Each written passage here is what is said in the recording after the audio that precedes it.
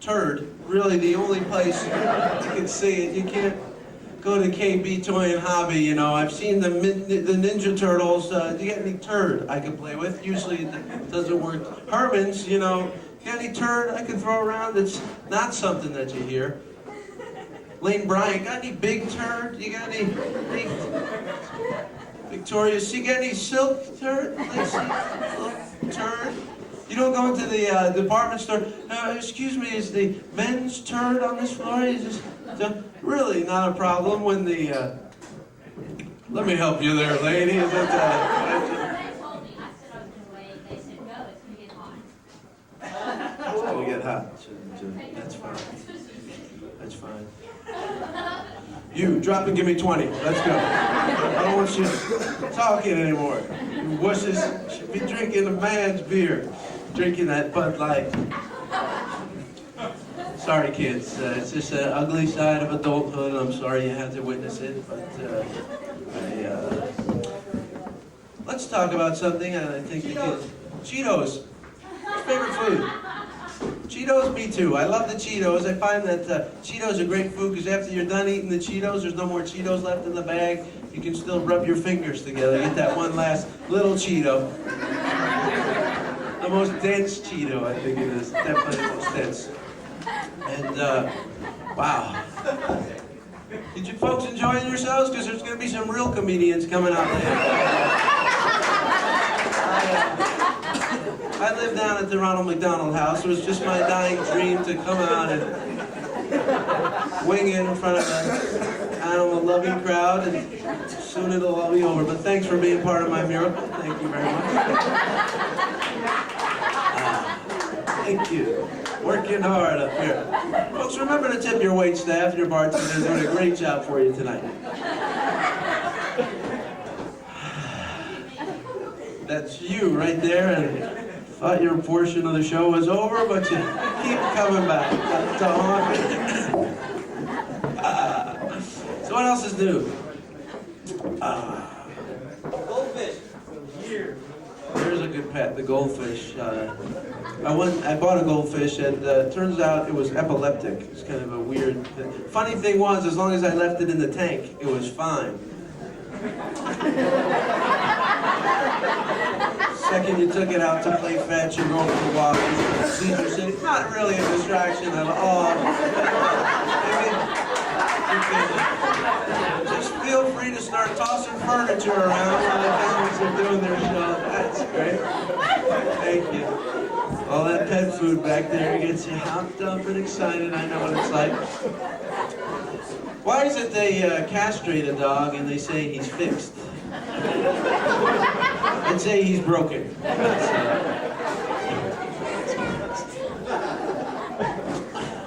you doing? All right, we've got a mixed group. We've got the young people and some of the bingo people. Nice mix. Some door prizes available for you. If someone was smoking, they'd have another funny thing to say about that. Kids. Remember when I was a kid, it was, we moved around a lot because of my father's career. He was a serial killer, and we did a lot of moving.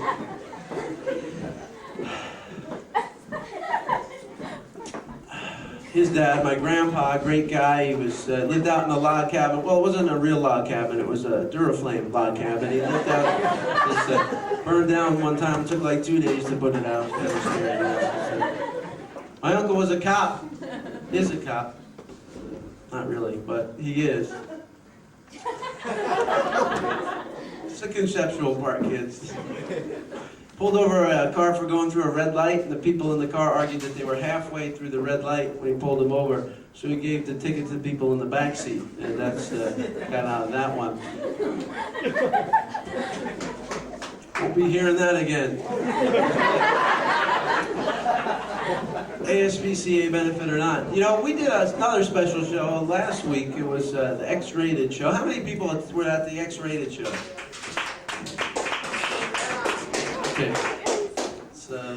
I'd like to do for you some material that you might have heard at the X-rated show. I hope it's not a problem. And Just wanted to see Milaka in the back going.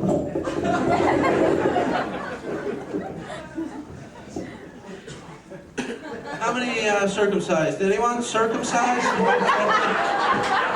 Thank you. Good night. That's all I have. Enjoy the rest of the show. Well done. Alan Bryce. Making his way to the stage. Howard Kremer!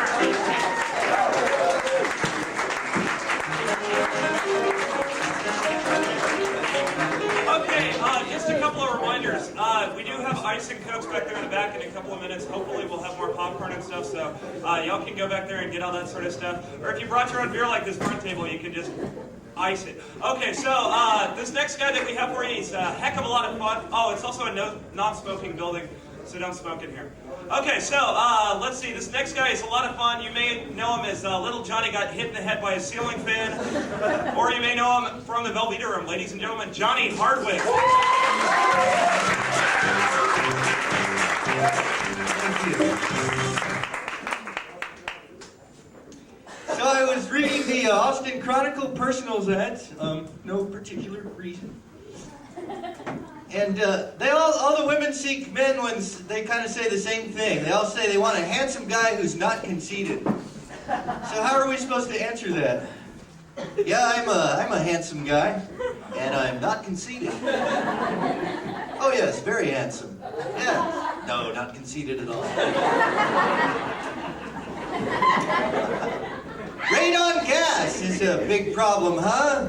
Radon gas. Are y'all worried about that a couple of years ago? Maybe? You can do what I do. I live on a second-floor apartment, and the lady in the apartment directly beneath me, I synchronize my movements to hers, and she acts as a sort of charcoal filter.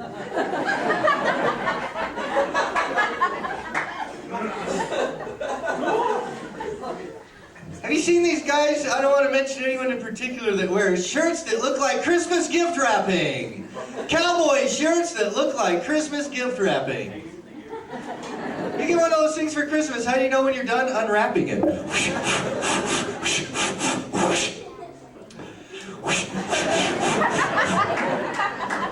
Christmas material is timely as today, ladies and gentlemen. So I hear the number one video on MTV is this duet that Cher does with this butthead guy. I haven't seen it yet, but I just think it's so cool that her and Sonny have got back together again.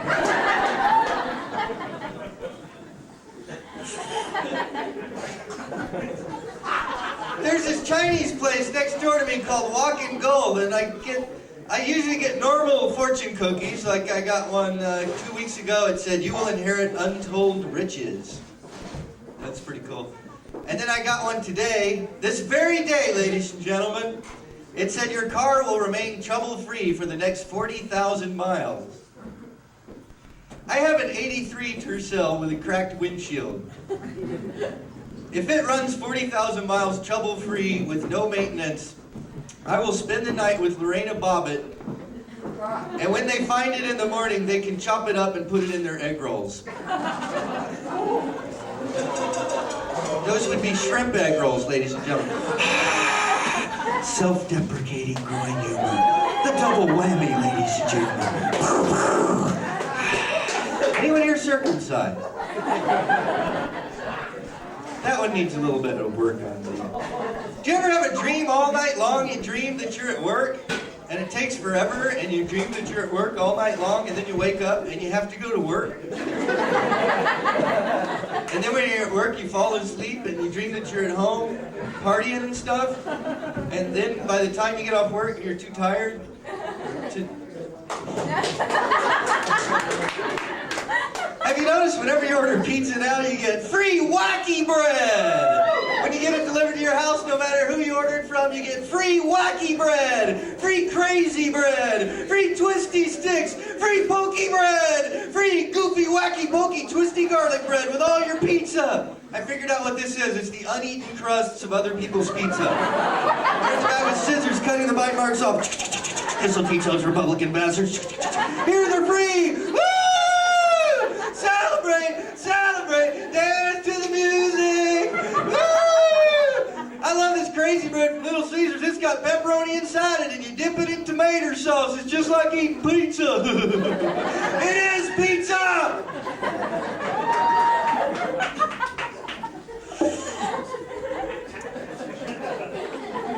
You hear about this Domino's lawsuit?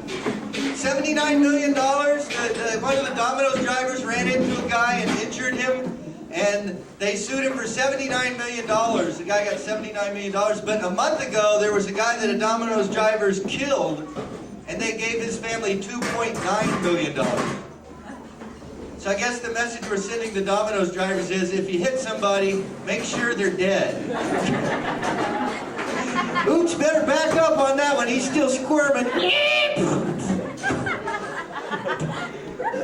Ooh, his eyelid moved. There. That'll save us $675.1 million. It's a math joke, ladies and gentlemen.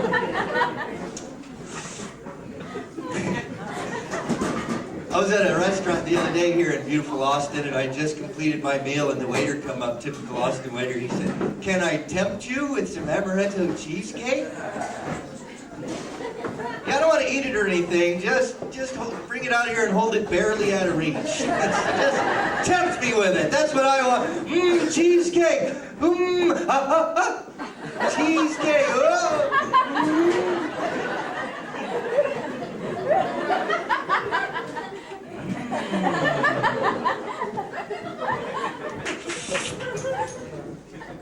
I went to Thundercloud Sub today, this very day, ladies and gentlemen. It's the same ritual every time I walk in there. I'd like a large wheat mesquite chicken with everything but onions.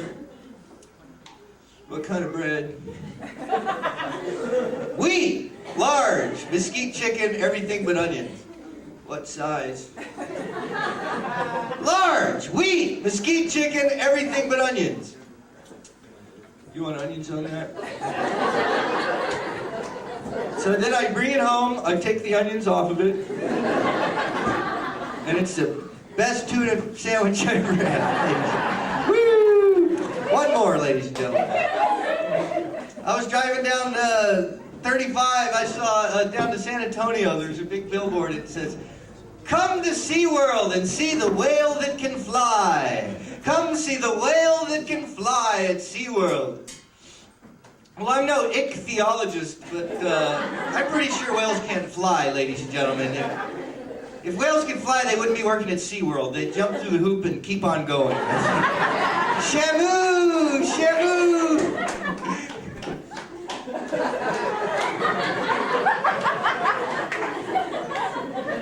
Shamu!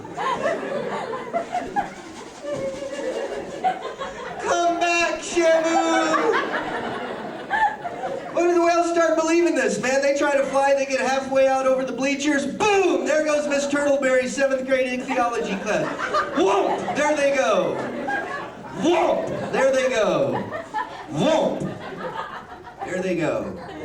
Whatever happened to truth in advertising? They should have to have truth in advertising.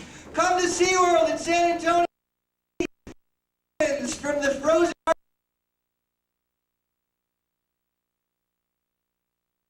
SeaWorld.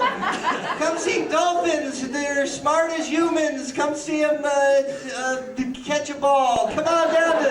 Woo! Come where we don't treat any animals humanely. Thank you, ladies and gentlemen. Good night.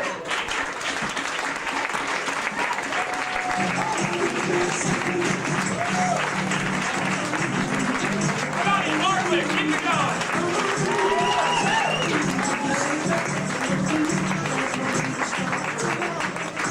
Okay, you guys are in for a real treat. This next guy performs all over the country, a lot over here at Hester's Follies. Ladies and gentlemen, keep it going for the magic of Ray Anderson.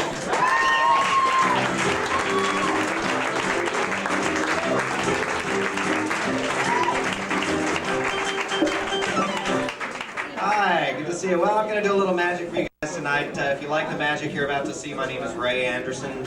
And if you don't, it's David Copperfield. Now, what we're going to try is something completely different because I see you've been ignoring the kids in the audience. You know, kids like magic. So what I'm going to do is I'm going to ask this young man here in the striped shirt. But before we get him up there, are you pretty fearless, like not afraid of anything? Pretty brave? Like, great. Let's give him a round of applause. Takes a lot of guts to come on stage.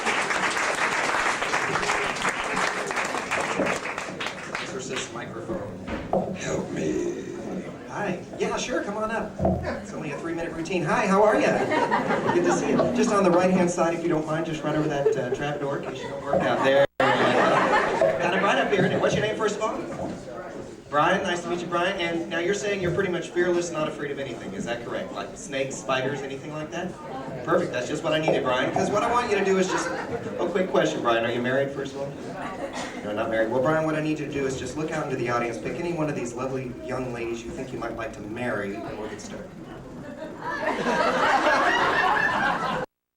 One you'd like to have a hot date with, Brian. Just pick one out and we'll... Fearless, Brian. Women, is that...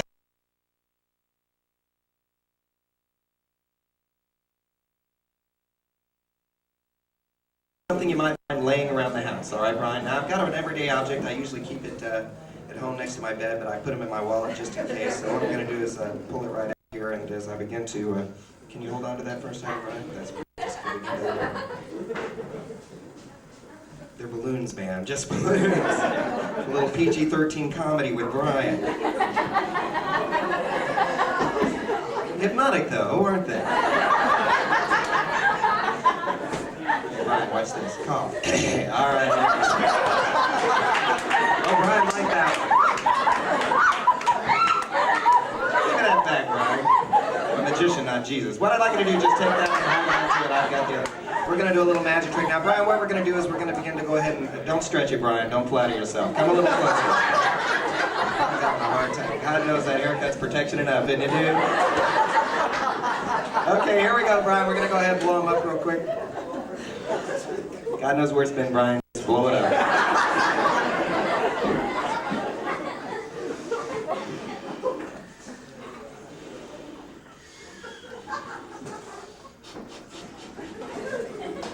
Hey, mine's bigger.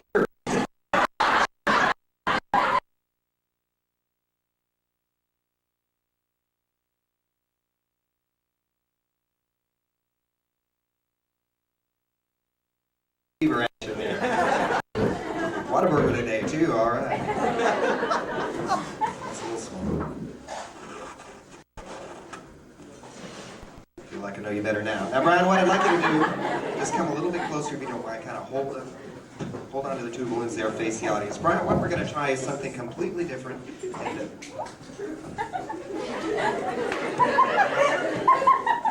Hold them up there, Brian. No one likes saggy balloons. Brian, what I'm going to do... Red Ryder, ladies and gentlemen, Red Ryder. What I'm going to do is I'm going to get the exact opposite of a balloon. That's a very large steel knitting needle. Now, Brian, you know what happens when you normally take a needle and stick it inside a balloon, right? It pops just like that. Little sobriety test for you, ma'am. But in the world of magic, Brian, anything is possible. That's what I'll show you right now. If you don't mind, stand on the very end of the stage right over there. As close as you get up to the end of the grass, that's perfect. And hold on to the balloon, one on either side. You can drop the little, there you go. Never hold on to that when you're done. There you go. Because, Brian, this next part is so good, you're going to throw up. Here we go. Now, I'm going to stand over here on this end of the stage, Brian. I'm going to take this needle, and I'm going to hurl it right through the middle of the air. Brian, this needle's going to go flying through the air, about 90 miles an hour. It's going to pierce through one end of the balloon, pierce through the other end of the balloon without hurting the balloon, Brian. All right, here we go. Okay, Brian, hold it a little lower. Not that low, Brian. Wouldn't want me to have to do a bank shot.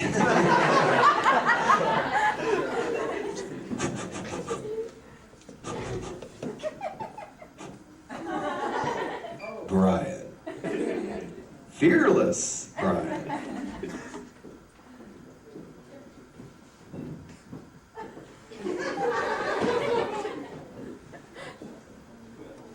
What? Brian's looking a little nervous. Brian, hold it right up over your face. You won't see a thing. All right, here we go. I tell you, Brian's been a good sport. You're really... quick question. Where are you from, Brian? Do you speak the language? You're from here in Austin? Austin guy? Not a suburb, anything like that? Okay, well, I tell you what, since you're a little nervous, you're a hometown guy, Brian, we're going to go ahead and do the effect. But just for you here tonight, Brian, we're going to try it a little bit different. Let's do it in slow motion.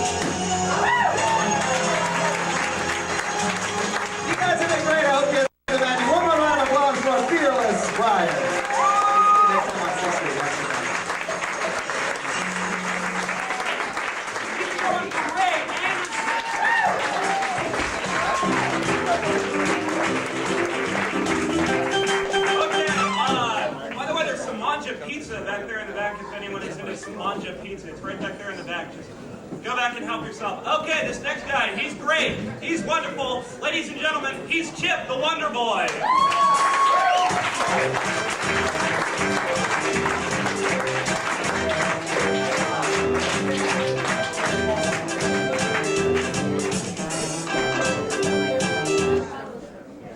So I like that goofy music. It's good. A little hokier. All right. How y'all doing? I'm a magician too. A lot of you may not know that or really give a darn, but I'm a magician. Okay, so what I need for my first trick is normal household appliances like a bread maker or Cuisinart. So if you ladies might have some of those in your purses. So you bring. Okay. Well, I've made the general. Yes. I made the good cheer of the room disappear. So that's good. I am a little magician. There. I went to the store today. I got these new glasses from Geek Crafters. Yeah. If you look remotely attractive, they can turn you into Oliver from the Brady Bunch in about an hour.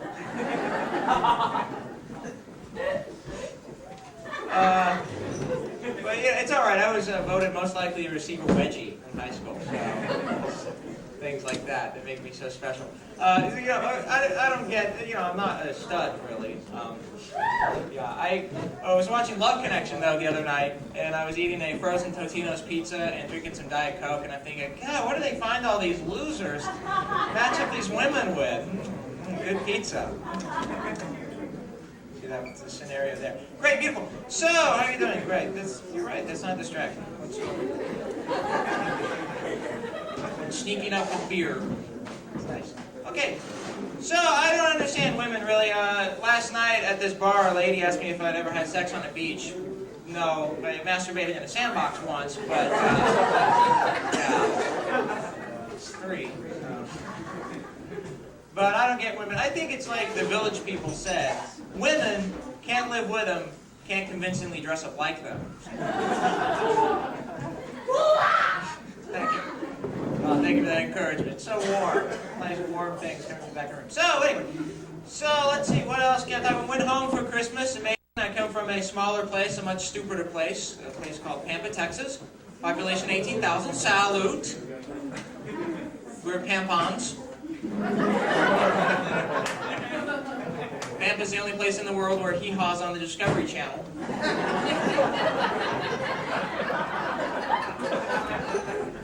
Went home recently to see my sister. She's so cute. She's at that age where she can almost form coherent sentences. 16, yeah. She stands around the house going, "Mom, Dad, oh, minute, where's my answer machine? Oh, be that way."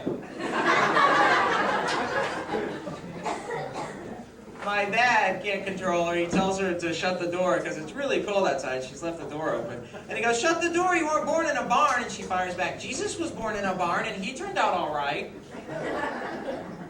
But I'm thinking, yeah, but Jesus was the son of God and you're the daughter of Jerry. Big difference. God created everything, Jerry bowls a 50. Big difference. Chip is not my real name, it's a nickname that I gave to myself, so I guess it's a given nickname. But my real name actually is Brad. Not a very exciting name, kind of puts you in the mind of metal fasteners. My parents could afford to reconvert a garage into a playroom, but they couldn't afford a name book, which is nice, but yeah. In my family, though, the book wouldn't have been, what shall we name the baby, but what shall we call the child, I think.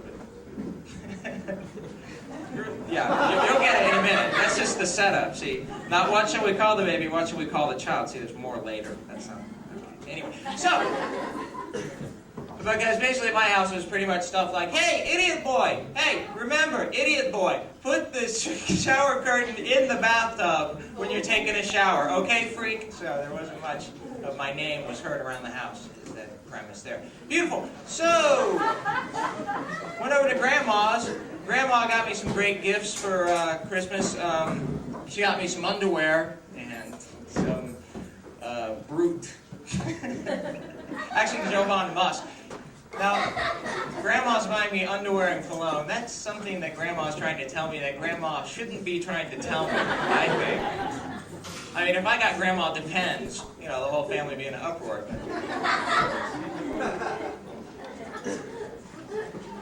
So, there's certain things about your grandmother that you don't want to admit. My grandma has that arm flab thing going. Yeah, exactly. We're sitting around there at dinner, and she's like, where's the butter? Where's the butter? Somebody pass the butter. It's under your arm, Grandma. You can just flip it over here. Tell her we're going to this rock and roll concert, and she goes, you know, those rock concerts are ruining kids' ears.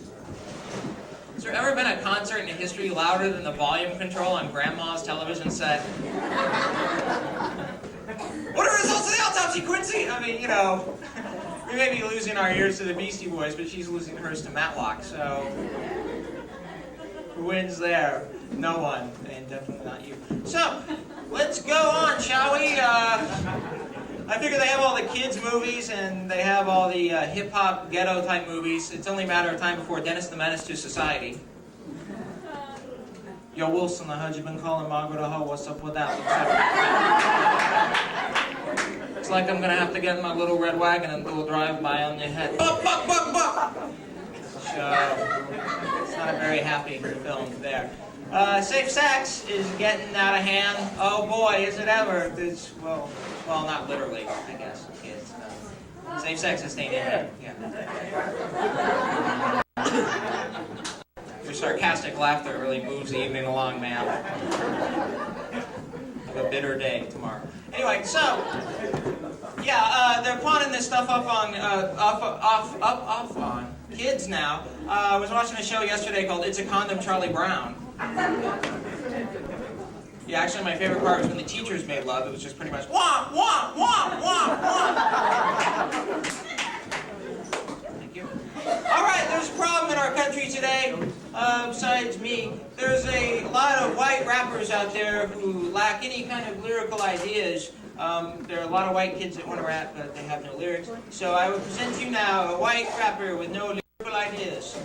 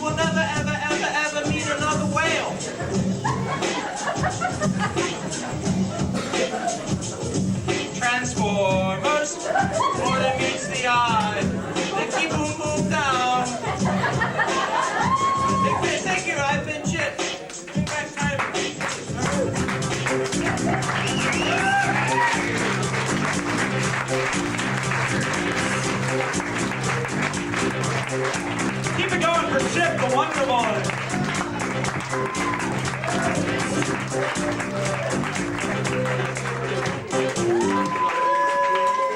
Keep it going again. All right. Keep going. Yeah, yeah. For the Humane Society. Yeah. Yeah. Woo. Yeah. Okay, this next guy that we're bringing up is the heck I love it. One, he gave up his paper route to be here this evening, ladies and gentlemen. Howard Beecher. Keep it going.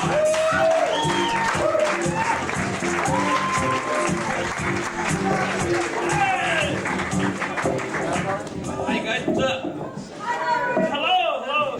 Hey, you guys, thanks for coming out tonight, man. Your money is greatly appreciated, man. The Humane Society needs your money because with your money they buy food for the dogs. They provide them shelter. They give them an education, hopefully give them some kind of it. I mean, because if these dogs were educated, then we wouldn't need the Humane Society because they could have jobs. You see? So your money's okay. I'm not stupid, man. I'm not stupid. I went to school with Lena Guerrero. I can't prove it or nothing, but hey, I've been growing this facial hair, you know, and everybody, they come up to me, they go, Herb, you know what, that facial hair, it makes you look Mexican. Without it, I look German. I don't understand this. Yeah, and then anybody put on some poundage over the Christmas holidays? I mean, well, besides you, time. Put on poundage. Hey, no, but I mean, I got so fat. The guy got back. The comics started making fun of me. They're going, Howard, you're so fat. I bet your test HIV positive. What was that food joke? I mean, golly. Hey, you know what I always wanted to be when I was a kid? A bicycle cop. No, really, what a hip job. You get mountain bike shorts and a gun. Yes, I can dig it. Real fun. You know, with my luck, I'd probably get like the I-35 route and be like, hey, slow down!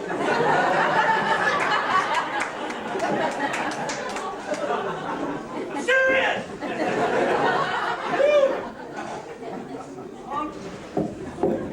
Probably, I don't know, with all the budget cuts, what kind of bike would I get? You know what I mean? Probably a Western Flyer, banana seat, jobby, stick shift in the middle, streamers on the side. Probably put cards in the spokes for that Harley-like sound, yeah. I don't know, man. For a siren, it'd probably just be a cat in a basket. You just pull on the tail. Slow down, pussy. I thought that it was a cat reference and it would be okay. And okay, I'm used to having the little kids. Hey, but I'm not, man. I mean, just last week I had to do the dirty set, and I got to do the clean set. And Kremer always went, but okay, that's what I was thinking about. You know, I got my dog circumcised. It's a gift. I can kill a crowd. That bicycle cop stuff, though, man. I mean, like, I probably finally catch up with somebody before my chain broke and I hurt myself, you know. And I go, buddy, you're going downtown, but I don't have a radio on my unit, so you have to get on my handlebars and I'll pump you. I mean, it's just, there's nothing dirty about that. There's nothing dirty about that, I'm sure. Hey, anybody here married? Perfect, yeah. Well, I'm not married either, but I finally asked my girl to marry me. And I figured this whole marriage, the whole thing, I don't get no ring, nothing. It's a whole girl trip, period.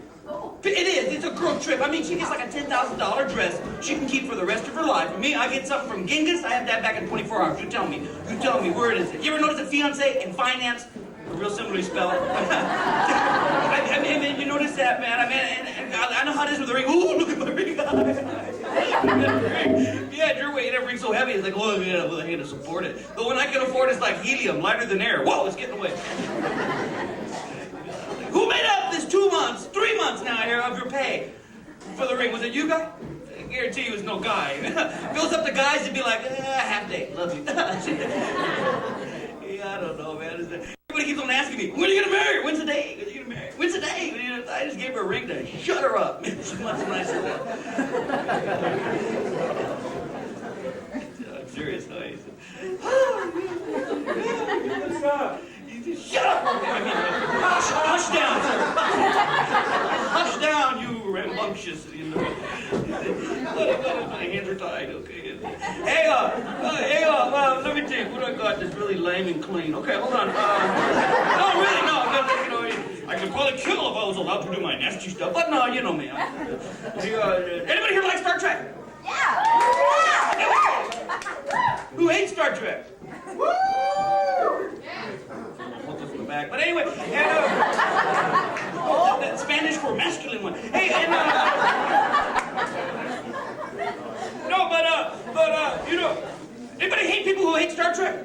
Yeah. I always wanted to be on Star Trek personally, on the next generation. And in my eyes, if I was on Star Trek, I'd be a Jean-Luc Riker kind of guy. But in reality, I'd probably be the half Mexican, half Ferengi barback on 10 forward. You know, I'd be a holodeck junkie, man. I go, where's Howard? He's in holodeck 5. Nobody's been ever. He went in, he never came out. It's just me. I don't know. I don't need a big part of Star Trek. You know, in a scene where two guys are talking to each other, and then they have that one guy in the background walking by. I could be him. Check it out. No, wait.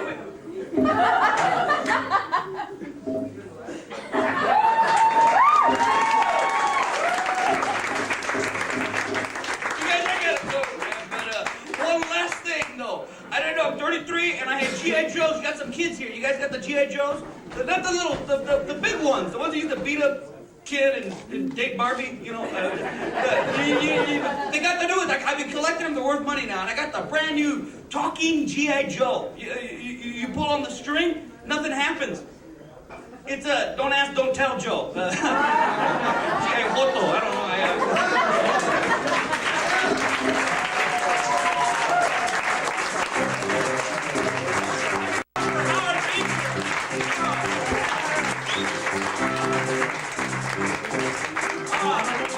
As everyone here may or may not know, it's Milaka's birthday, so if I could have all the comedy sports players up on the stage, please. We've been working on a little song that we're going to do for Milaka. Here comes some of them. So, let's see. Everyone ready?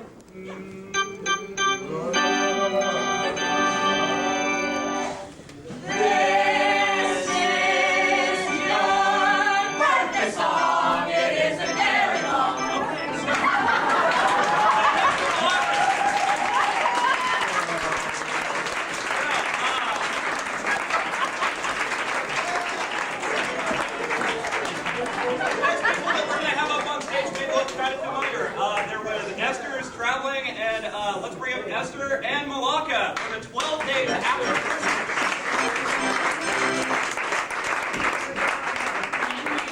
Thanks, guys. Okay, we would like to tell you, you all know what happens the 12 days of Christmas. Well, we wanted to tell you what happens 12 days after.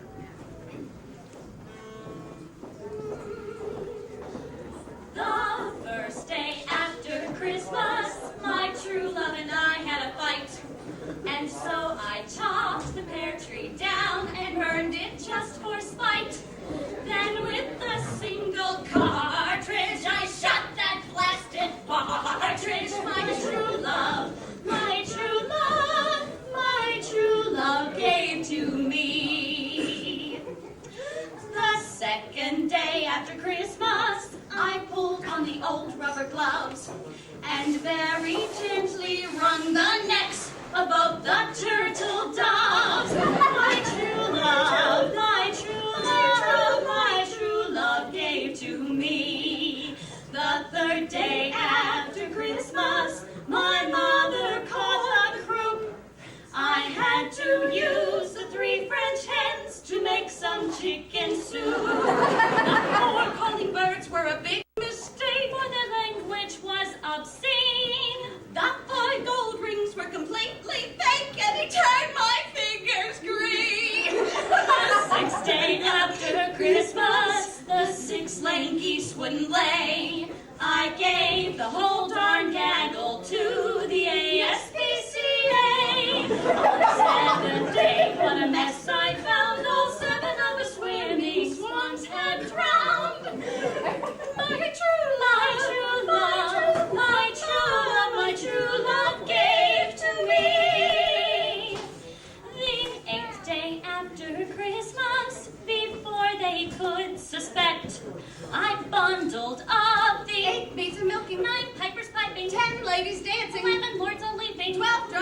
coming. No, wait. I kept one of the drummers. And sent them back collect. I wrote my true love. We are through love. And I said in so many words, furthermore, your Christmas gifts were for the 4 calling birds, 3 French hens, 2 turtle doves, and a partridge in a pear tree.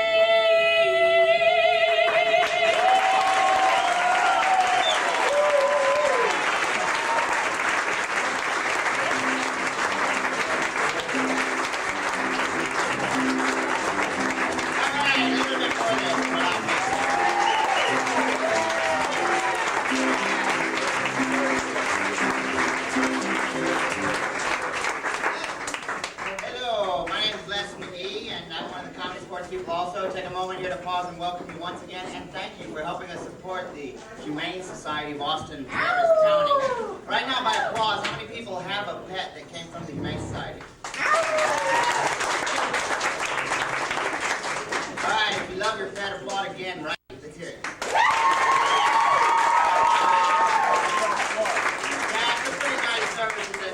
If you want to call it a service, if something needs to be done, I'm glad they're doing it. But in any case, without any further ado, also on the theme of government. Just get to the cross, honey. Okay, I'm sorry.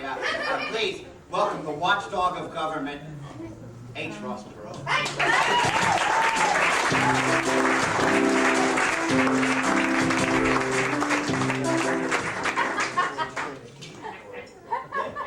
Thank you. All right, now just hold on just a sec while I get set up here. All right. I think you will find. I know I'm pretty exciting to look at.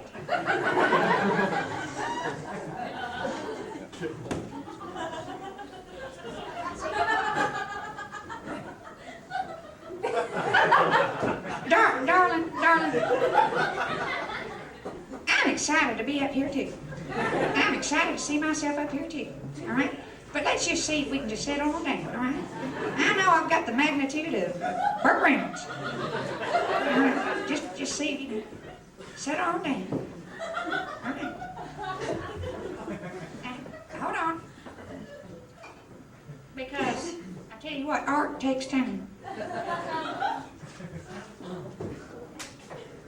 All right, now. Let's get down to business. Whoa.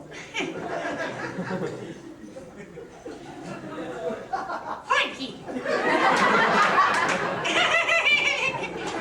right. Now then, excuse me. Now say, all right, now look here. Say, let's just see if we can get through this without any interruptions. I know you're excited. I'm excited, but just let me talk, all right? Just let me talk, cause I can. All right. Thank you. Yeah. Don't make me investigate you, all right? All right. Huh. Okay. Now look here, see? People. I did not come here to talk about politics. All right? Thank you. I came here because I think that all of you are world-class people. See? And I think that because it takes one to know one. You're world class, I'm world class, and Bill Clinton's got gas. But now, all right, look here, you know, like I said, I haven't come here to talk about politics. See, I'm here to praise the magnificent, absolutely fascinating efforts of the Humane Society and all the supporters like yourselves.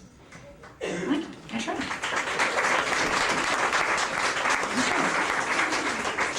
Because I tell you what, you all know what it's like to check under the hood, find the problem, and fix it. See, now that's one thing you and I have in common, because look here, people, I have checked under the hood. All right? And I hear a giant sucking sound.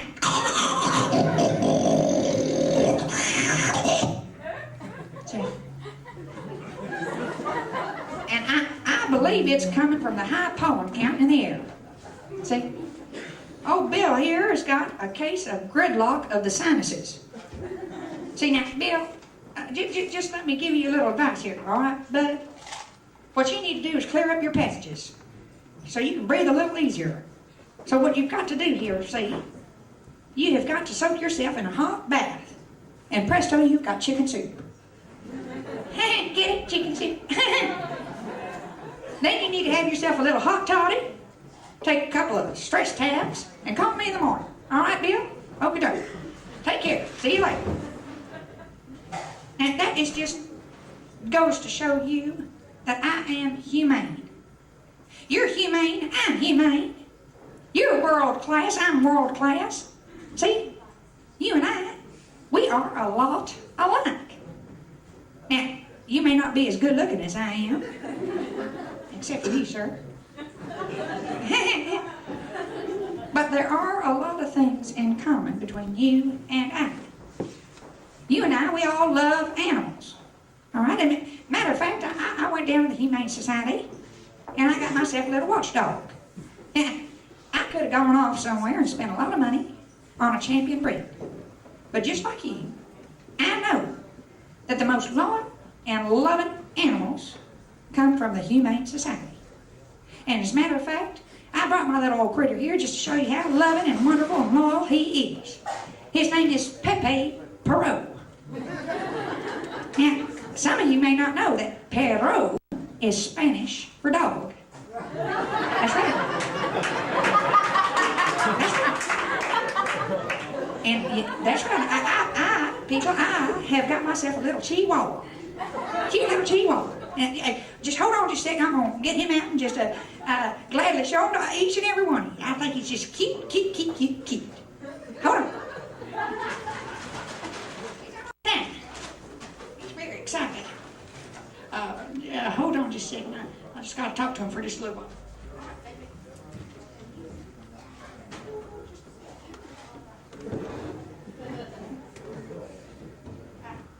Hold on just a second.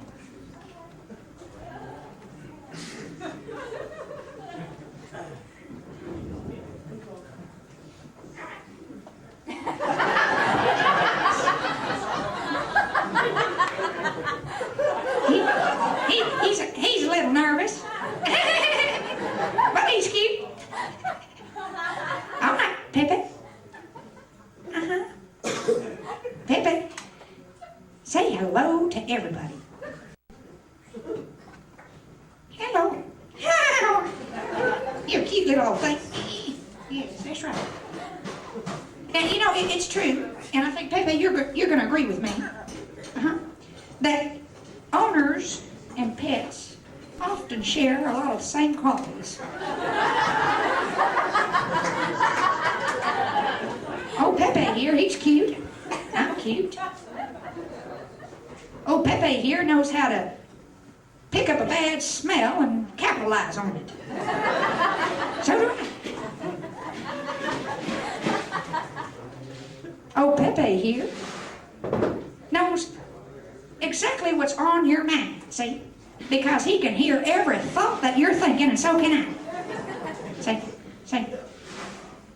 And little old Pepe here, well, he might be small, but he is ferocious. Just like me. Matter of fact, Pepe, let's show him what I taught you. Okay. Let's show him what I taught you when the FBI or CIA shows up at my front doorstep. Okay, let's just show them, all right? Let's role play here. Okay. Knock, knock. Who is it? FBI, CIA. Oh, you better go away now before my boss investigates you. That's very good, Pepe, very good, very good. That's very good, that's very good. Calm down. Yeah, very good.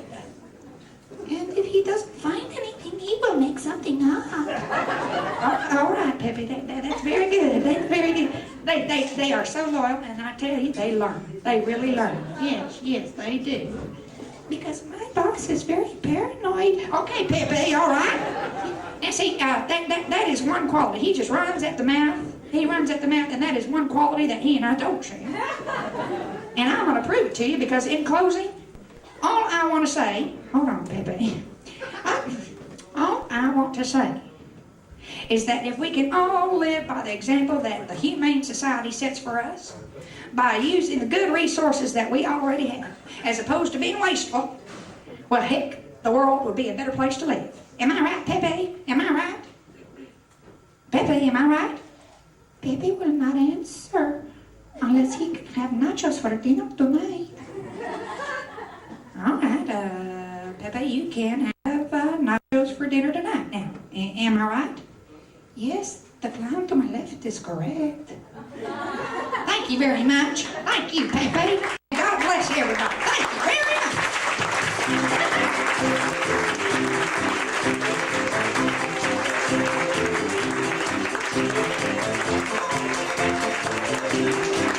Next time around, rock and roll. Next time around.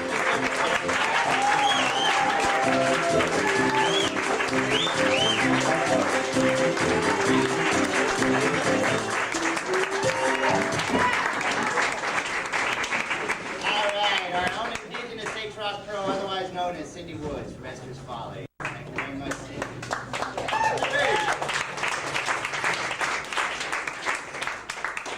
All right, now with no further ado, we have, how about another stand-up comic? This man, he's our current funniest person in Austin.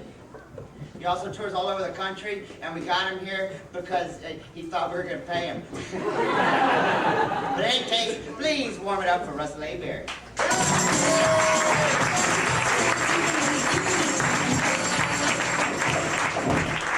Thank you very much. Thank you, lads. How you guys doing? Thank you. All right. I quit smoking New Year's Eve. Been what, 8 days now, 16 hours, 35 minutes, 44 seconds, don't even notice. Not even aware of it. Thought I'd get the patch. Went to the doctor the other day, I would get the patch. He said I smoked so much, prescribed the vest. Clears your lungs and doubles your wardrobe. It's kind of a nice thing. Marlboro sent me a letter. They're suing. Apparently it's either that or filing Chapter 13. Apparently they needed my support. I am a natural descendant of the Marlboro man. I'm a strange individual, I'll let you guys know that right now. I don't follow the norm most people follow in America. I personally don't believe in capital punishment. I don't see why we can't use small letters. It would take longer. Think about it. Slow, painful, lowercase death. I'm from Louisiana originally, obviously, with a name like Hebert. I'm not from Buda. But I could be. No, I am. I'm from Louisiana, and the weird thing is, I can tell already, the minute you say you're from Louisiana, right away people start making assumptions. Right? First assumption, naturally, that I'm illiterate. Thank you, sir. Let me clarify, folks, I can read. I don't get it, you know. But I can make out the words, and that's the tricky part right there. I got that part covered. Syntax, syntax, syntax.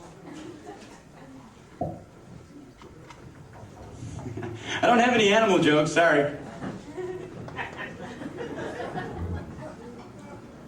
I don't.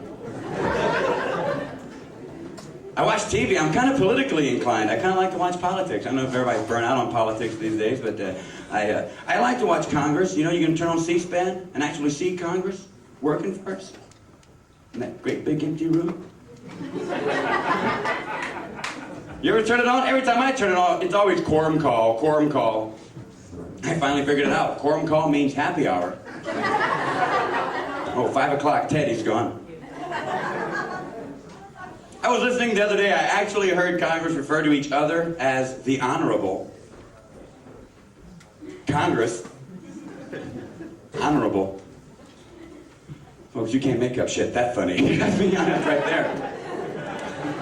Honorable, yeah, right.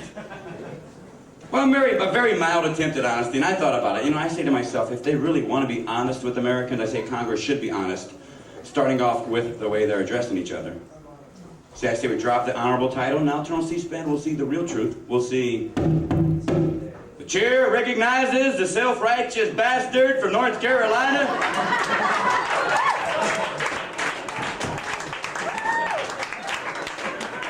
Why, thank you, Mr. Chairman. I'd like to vote no on that first proposal, and then give the final 2 minutes of my time to the alcoholic pedophile from Massachusetts.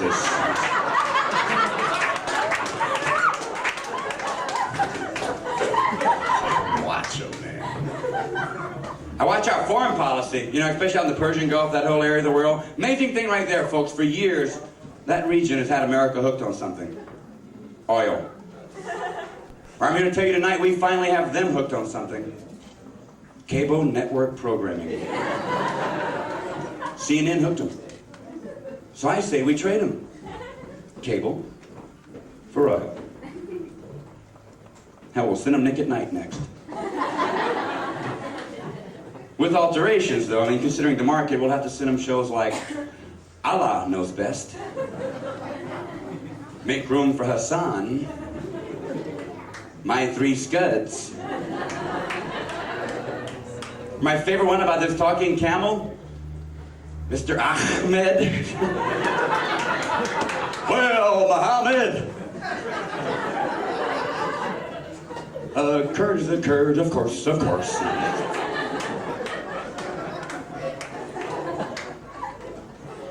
Our society has gotten very, very violent right now. Very, very violent. Schools, I mean, there are gun detectors, metal detectors at schools. I see kids here. Pretty soon the report cards will not have a grade point average. We'll have number of confirmed kills. Your kid can't read, yeah, but he's a cracker shot. Those 5-year-olds and 6-year-olds are fast. Gun sales are going up through the roof in America. You know who's buying them? Women. Are you armed right now? Name Bobbitt mean anything to you? All right, anyway.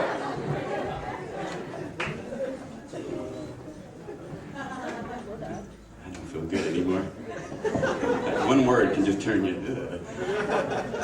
Women are buying guns more than ever before. Now, see, as an American, ladies, that's good for you. I'm on your side. I'm serious. As an American, it's a dangerous world, scary world, and if you need something like a 9mm to equalize a situation with an asshole, as an American, I'm on your side. Now, as a man, I'm thinking women with guns. That's going to change some things. Little things around the house are going to be different. Oh yeah, you ladies will find us generally more helpful. Now we're looking for things to do. Honey, I got those fuzzy slippers shined. I'll be making trash later. How things go at the range. TV watching will be different, huh? When women all have guns. Remember this Sunday scenario? Sports, sports, sports. Sisters. I love that show.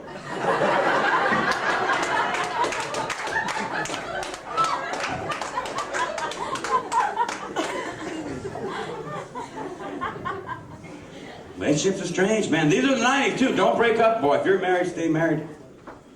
If you're dating someone, stay dating them. These are the 90s, not the time to be breaking up. You break up these days, folks, you're breaking up with everyone they've ever broke up with. I'm going through a stack of albums that high, right now. 6 Wham albums. I don't feel safe at all.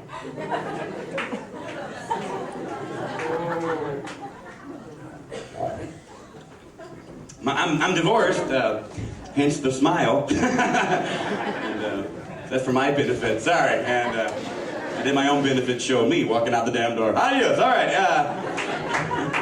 Ding dong, the bitch is dead. All right, and I said enough.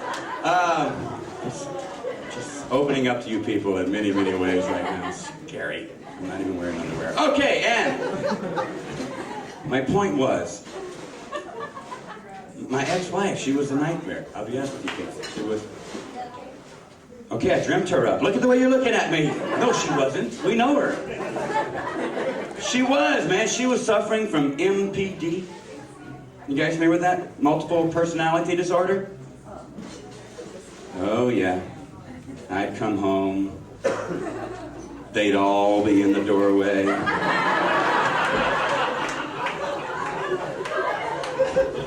31 different personalities. Not one of them in a good mood. Oh, just throwing my stuff out in the yard. She looked like a bitch sprinkler system. Ooh, I hate it. Gotta be careful out there, man. Gotta be careful.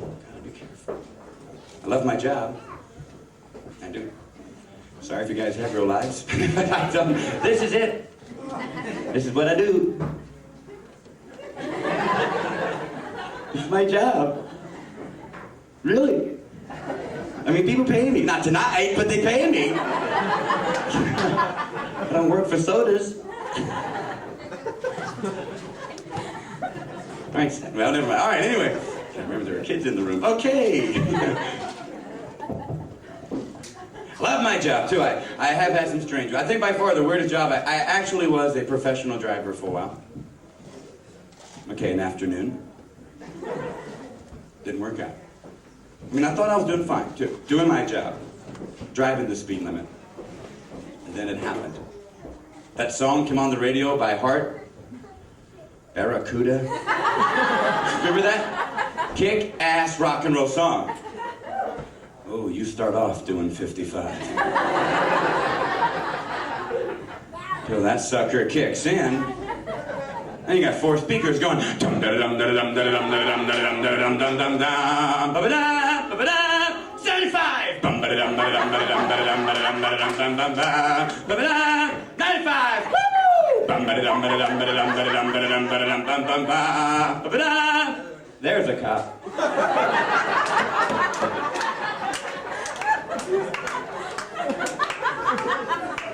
Pointing at me. Hollering. Hey, buddy, you left that funeral procession 10 miles back.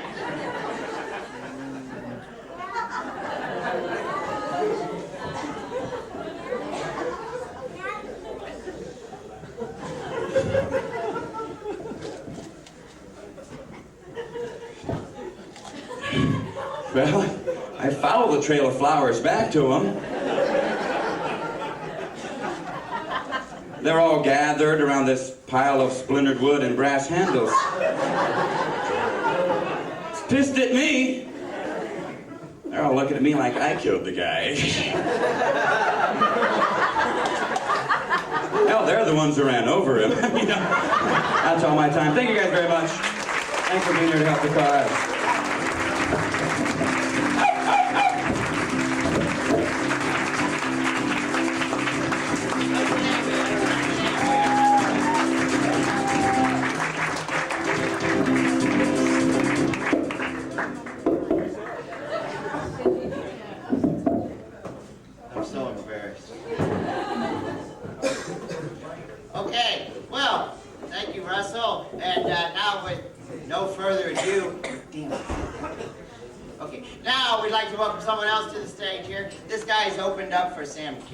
This wasn't like in the last couple of months or anything. And it's also opened up for the fabulous Thunderbirds, not to mention Boy George. Please welcome Mr. Thomas Monroe Hester.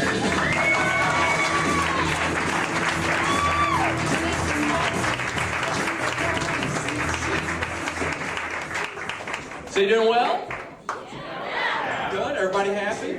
Everybody good? Good? Good? Good? Welcome to the show. I'm in a really good mood.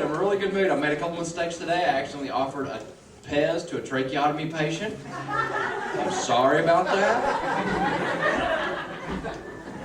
But it happened. Nothing I can do about it. I feel better now, though. Just stayed at a Motel 6. Don't judge me. We've all been stuck in the middle of Louisiana with 19 bucks on us, okay? We've all been there. I sat up trying to figure out why they leave the lights on. I think it's so the rats won't chew in your feet. And there's a pubic hair phenomena happening in this chain, and I want to know what it's about. There's something wrong with it. There's no way you could clean the room and change the sheets and there'd be that many pubes. There's no way. I spent all night walking around picking them up and putting them in an envelope, and they just kept showing up, more of them. Called on the front desk, I said, there's a pube on my pillow. That's where I draw the line. It's my line, I'll draw it. And the guy said, well, sir, it's a Motel 6, and he hung up on me. And I'm thinking they must expect it. They must actually walk in, clean up the room, and then wait for the maid to leave. She goes, pink, and leaves it like a little dinner man at the Marriott. I think that's what they're doing. I think it's their way of helping your stay. Then we stayed at the Hyatt, and I called the front desk. I said, I just want to let you know that this is the first hotel I've been in this week that doesn't have a pubic hair in it. They thought I was complaining, and they sent one up. That's a nice hotel. That's a nice hotel. I thought $17.50, a little high for a pubic hair, but I ordered it, and I'll pay for it. When we were in Louisiana, we were drinking because they make you. Dude. And something I learned, you know they put margaritas in the Slurpee machine at the 7-Eleven? They do, am I right? Can somebody back me up with that? That's a fact. They put margaritas in the Slurpee machines at the 7-Eleven. They don't change the signs, and they don't tell the tourist. I asked for a 48-ounce green one. And I was halfway to Beaumont thinking, damn, this Slurpee is kicking my butt. I can't believe it. My friends are going, I don't feel anything. That's because you got a brown one. I get a little testy when I drink. I was at a party the other night, and I was having a glass of red wine. I like red wine a lot, and I'm sitting there, I'm drinking some red wine. And obviously, I'm scaring someone, because the host keeps asking me, wouldn't I like to go lay down in a dark room by myself? No. She keeps going, well, why not? And I said, because the spin is quite fast enough in here. They talked me into it. They go, lay me down in a dark room by myself. And by the way, I never thought about throwing up until that happened. And people kept checking on me, are you okay in there? And I go, no, I'm not okay. If I was okay, I wouldn't be locked up in the little damn dark room at the party now, would I? Obviously, I'm not okay. Come get the door, get the door. I had to get up and walk over to where the door used to be, and I had to wait for it to come back around before I could answer it. I kicked in the door and I go, jump in! They stared at me for a second and I slammed the door. Because they didn't make it. I'm not going to have somebody killed trying to transect my drunken vortex. I'm not going to let that happen. Because I'm responsible. I'm a responsible drinker. Okay, we're back. You ever take empty Visine bottles and fill them up with jalapeno juice and stick them in people's cabinets? Yeah, I don't know who's doing that, but I guess it's not very funny.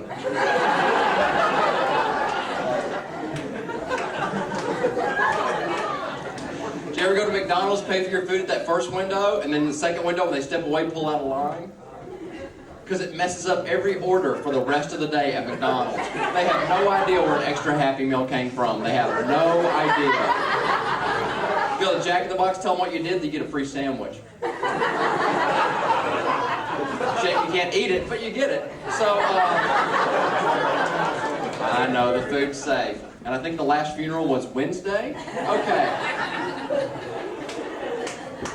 I know what you're thinking, Tommy, is seeing a psychotherapist. Yes, I am, and he doesn't think he's a psycho. Isn't that weird? It says it right there on the door. He's a psychotherapist. One day I'm sitting there, and I asked him, I said, why is it when I ask you a question, you don't answer my question? He says, well, sometimes when I ask you something, I'm only checking your response, because the way you respond to something tells me more about you than actually what you say. So sometimes I'm not even actually listening to you. I'm just checking your response. And I thought, wow. So I started answering the questions in a really weird way to get a reaction out of him, and I found out this guy's got to be crazy. He goes, you ever had a bad dream? And I said, yes. He says, what in the dream is frightening to you? And I said, nothing. And he says, and what makes it a bad dream? I said, it wasn't written very well. He's getting mad. You can see it. He's just getting mad. And he told me I was superstitious. And I go, what makes you think I'm superstitious? He said, have you ever thrown a penny in a wishing well? And I said, yes. He said, then you're superstitious. And I said, but wait a second, I wished I wasn't superstitious, and when my wish came true, I didn't believe it. So what category does that put me in? And he goes, we're going to do a Rorschach test. And I said, what is that? He says, it's a series of ink blots, and you tell me what they appear to be to you. I said, okay. He pulls out the first one. He says, what does this look like to you? And I said, an ink blot. And he said, no, it's a butterfly. And I had to say, are you high and you're at work? Is that what's happening here? And he said, let's try it again. I said, okay, only because I won the last one. He says, what does that look like to you? And I said, an ink blot. He said, this is different from the other one. I said, you've changed the shape, but that's not going to fool me. I recognize an amoeba any shape it's in. You know what I mean? And he pulled it, he says, that's an elephant. And I said, may I have the card? Because we're going to a zoo. I stood there for an hour going, look how thick that is and how thin that is. Look at that, look, there's 2 elephants. Look, I'll hang this one up. Now there's 3 elephants. But which one of these doesn't look like the other? This one, because it's an ink blot, and as soon as you accept that, you'll find your life will get easier. And it's true, just accept it the way it is. He goes, you think I'm crazy? And I said, it's on your door. It says, psychotherapist on your door.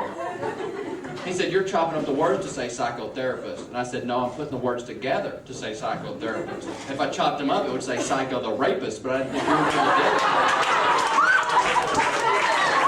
That's just one little piece of time. You push too hard, they back out. They really do. They really do. You ever carry an axe in your car? And just show it to people. That's all you have to do is show it to people on the freeway. Just throw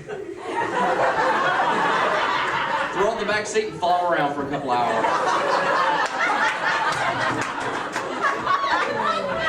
It takes a couple hours too because they won't go home. That is so funny to me. They just keep leading you away from their children like a bird with his wing hurt. I love it. Third day I'm cutting down the road, I'm going down I-35. I'm in the right-hand lane, I'm going the speed limit. I'm tootling along. Yes, I tootle. And I'm going the speed limit. In the left-hand lane, this guy's doing, I don't know, 1,000, 1,005. And I'm at that Riverside exit. You know what I'm talking about? The one that's hard to get off. Not the 32nd Street exit coming on where you always get killed. Oh yeah, you're trying to get on that. It's like, sparks and shit are flying. Whoa, that was a good time. No blood? No, that was a good entrance on this freeway. Who designed this thing, man? Hitler? Man. So this guy realizes he's missing his exit, so rather than go to the next exit and turn around, he would rather take off the bumper of my car and run a school bus off into the ditch. And he turns around and shoots the finger at me. And I reached over to get my axe.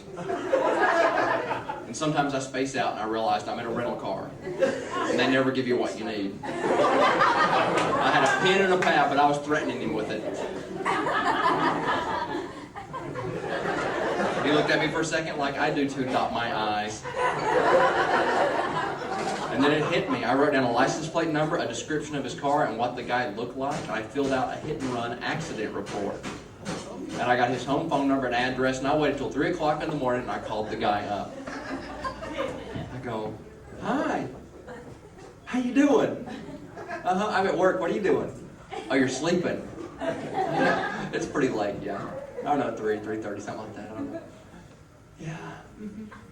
Oh, I don't know if you remember me or not. Remember you were going down I-35 yesterday and you tried to get off on Riverside? A guy in a white car? Yeah, that's me. It is such a small world, isn't it? Yes, that's amazing to me. Yeah. That's funny. Where'd I get your phone number? That is so funny. It seems like you'd worry about where I got your address about right now.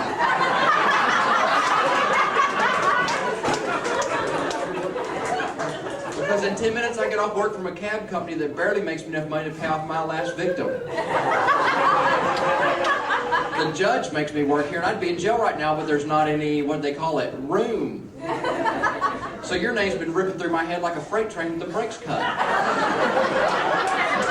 I know who you are, and I know who you live. And as soon as I get off work, I'm taking a crowbar out of the back of my cab, which, by the way, doesn't have my fingerprints on it. And I'm going to use it like a spoon to scoop your brains out of your skull like it was Haagen-Dazs ice cream on a hot day at the Lubbock Fair. Yeah. so I'll see you soon, okay? See ya. Click. And then I wait a couple minutes for that paranoia to start to infiltrate every crack of his reality. And then I call the guy a cab. Give it a great crowd. Thank you very much. And thank you for supporting this cause. It's a good one. It's a great show. Make the laugh.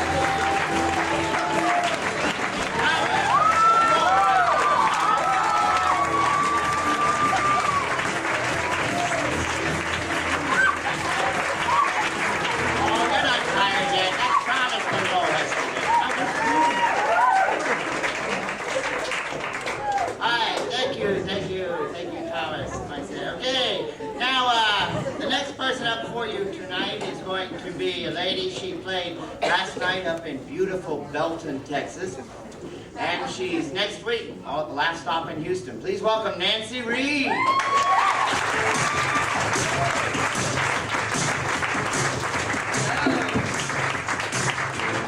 Hello, Humane people. Oh, what a day, what a day. I did a dumb thing today. Oh, ladies, I'm sure you know better than this. I went shopping. I went into Foley's. I actually talked to that Barbie doll behind the cosmetics counter. I know better than that. I was desperate or something. I said, you know, I'm getting these little blackheads here across my nose. What would you suggest? She goes, well, I think you need a mask. Hey, bitch, it's not that bad. Jeez.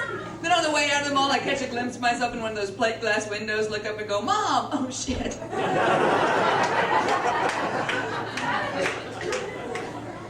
That doesn't happen to you, damn it, it will. Especially you, sir. Oh, man. I don't know. I just turned 37, and I'm starting to see signs of aging, you know. Like the other day, I saw this big sign of aging, I think. I saw this guy about my age, bald in the middle, little rim of hair around the outside edge, you know, that reverse mohawk thing? Little pot belly. And I'm looking at this guy and I'm thinking, ooh, baby. I think that's a bad sign. No, I don't know. I used to be attracted to men who reminded me of my dad. Now I'm attracted to men who remind me of Grampy. Oh, no. Oh, man. 37 years old and I'm poor. Where are my poor people? The scary thing about being poor, working doesn't help. Kind of seems like working ought to help, doesn't it? I have a day job for the first time in 5 years. I'm doing interior design for a fabric store, you know, just for the material. But I am way too big of a smart aleck to be working with the public. Oh, man. This woman comes in the other day, she hands me this pillow. It's orange and black on the front, blue around the outside edges, pink on the back. She goes, what do you think goes with this? I think a dog and a cane go with that, man.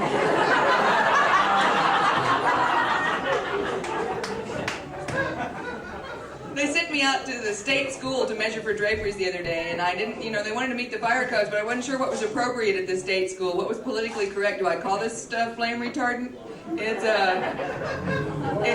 It's flame impaired. It's pyrotechnically challenged fabric.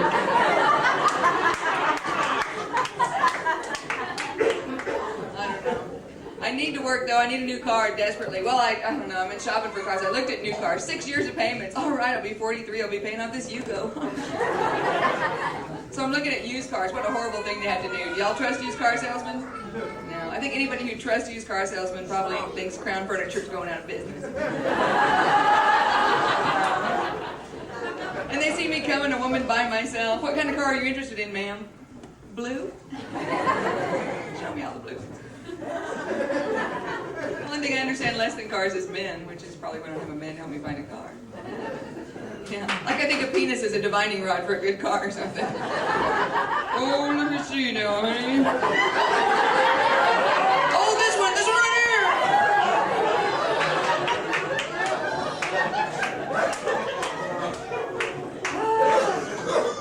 here. Poor is terrible. I'm 37 years old. I can't afford to have kids now. I think that's kind of sad.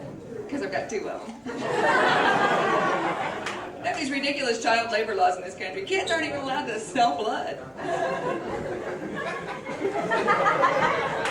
How are they supposed to support themselves? My kids are teenagers now. I have 2 daughters, 15 and 17, and I'll tell you, I thought because I was a wild hippie chick when I was a teenager, there was nothing teenagers could do to shock me. Bullshit. It's their job. And we didn't leave them a whole lot to do. My 17-year-old daughter has a mohawk. She goes, do I still look feminine? Yeah, to a hedgehog, maybe. Jeez. My 14-year-old's dyed her hair green. Well, she's 15 now. Green hair. I mean, we had Easter eggs in it this year. Easter was tough. What do you buy a heavy metal punk kid to put in their Easter basket? I felt like going in the Hallmark and going, excuse me, do you have any bunny skulls? The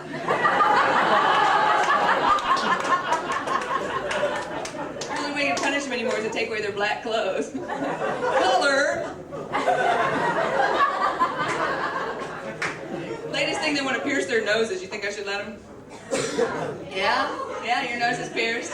I don't know, though. I have a hard time listening to people with a pierced nose. I'm just going. Do you get boogers on that?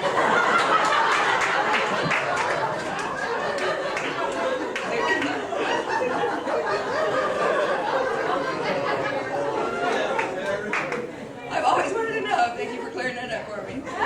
But that's not even enough for them. They want those chains. Have you seen these people on MTV? They have that nose ring, earring, and chains going from the nose ring to the earring. I thought, well, they'd be easy to control. Come on, we're going over here. Get a little bike lock, chain under their beds at night. Sneak out now. My 17-year-old wants to pierce much more than that. She wants to pierce her eyebrow. She wants to pierce her lip. Aren't lips supposed to be watertight? Wouldn't that be like your own personal dribble glass everywhere you go? She wants to pierce her nipples. Oh, I'm sorry, but on girls, nipples are a functional part. You're nursing your kid someday and drown it. Be like,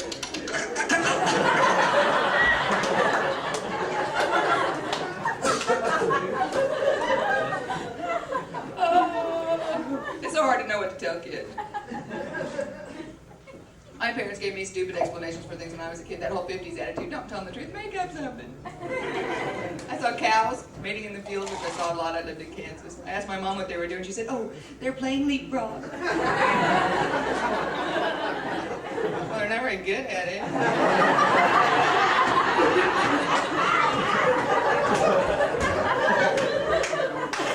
Then I get to nursery school, they want me to line up and bend over for leapfrog. I'm like, no way.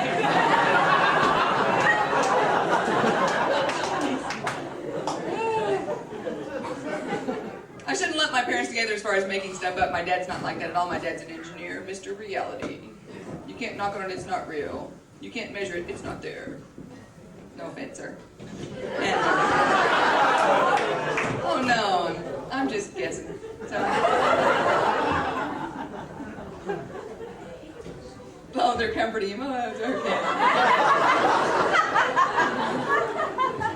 We know it's there. Oh, man. The first time I watched The Wizard of Oz, I was with my dad, and he really liked it, till we get to the part where they throw the water on the witch. Shh. He goes, I'm melting, I'm melting. Jumps up and goes, boy, it makes me mad they show that to kids. Melting is a factor of heat. She's dissolving.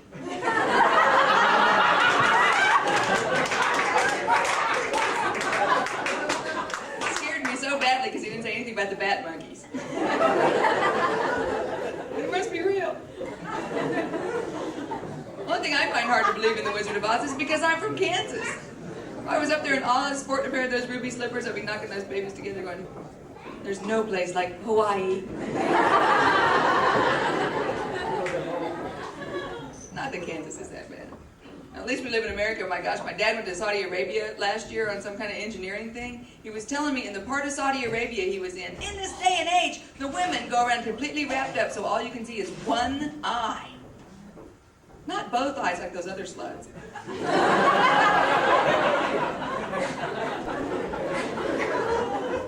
Just enough to not bump into people. He said the guys still stand out in the streets and go, ooh, look at that one. What are they looking at? I think that's why they have so many wives. You have to unwrap a few to get a good one.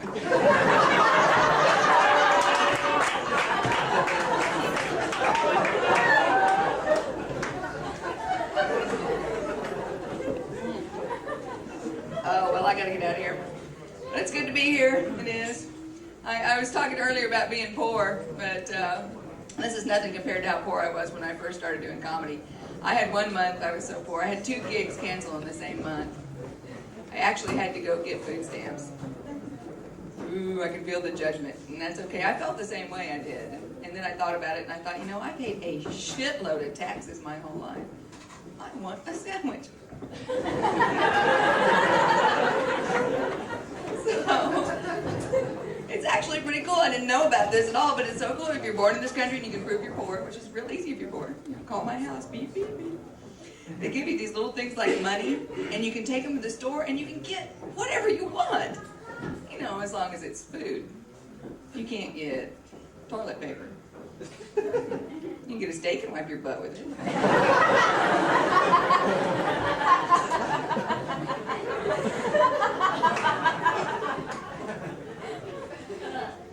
You can't get tampons. I'm sorry, I know you thought a woman's going to talk about tampons. I'm sorry, I need them. I'm a woman. Okay, so I'm pushing my little cart down the aisle. I'm thinking Twinkies look pretty absorbent.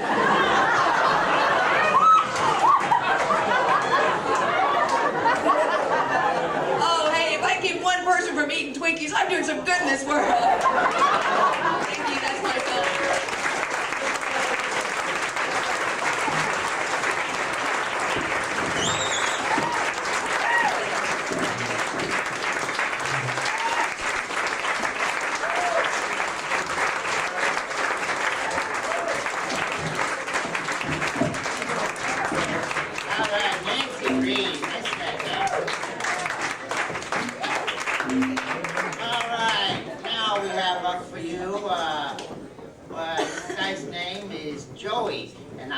Saw some of Joey's funny art.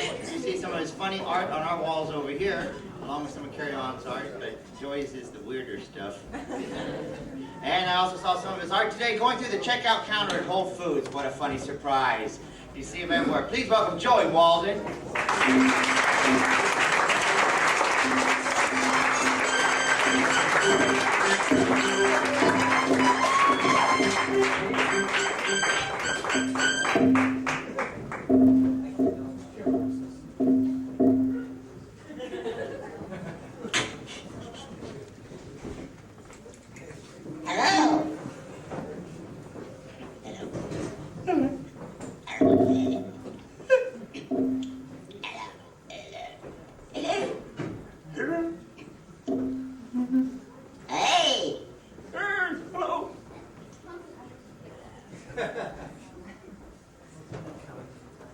I know what you're thinking. That guy looks like Charles Manson. People come up to me and they say that sometimes. Hey, you look like Charlie Manson. Like it's a compliment of some sort. How do you respond to that? Thank you.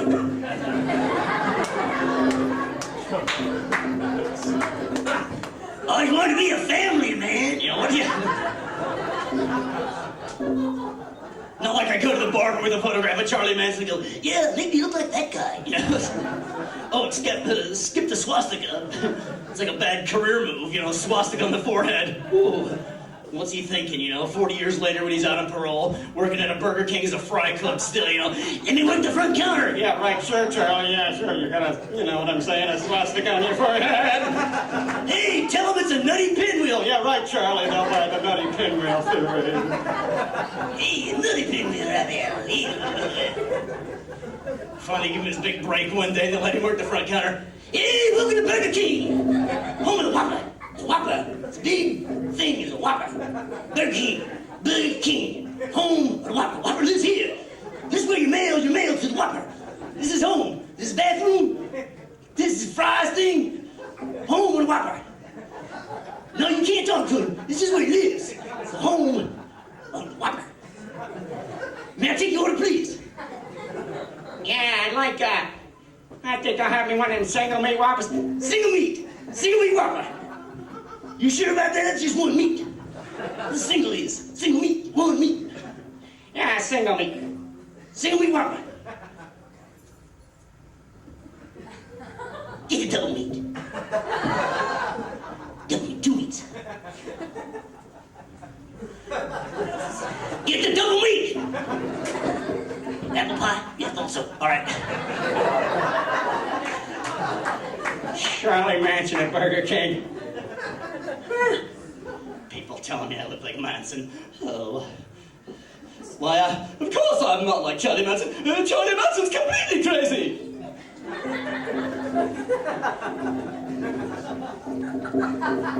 Charlie Manson's completely crazy. There are those of you that are thinking I'm completely crazy. And to you I will say, no.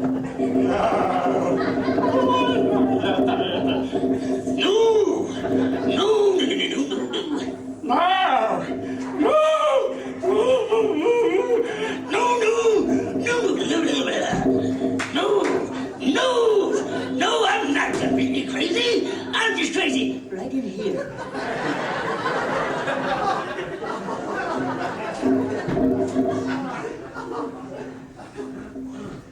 That's where I can find my madness, right in here.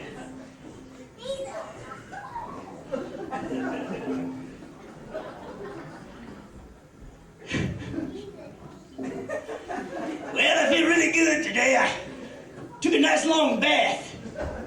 And I normally don't bathe, I usually let my dog lick me. Does anyone do that at all? Because, hey, it's faster than the hamster. Okay, so anyway, and the dog will go places I don't even think they're going. You know, so anyway, nothing more romantic than a candlelit dog licking with you and your spouse, you know.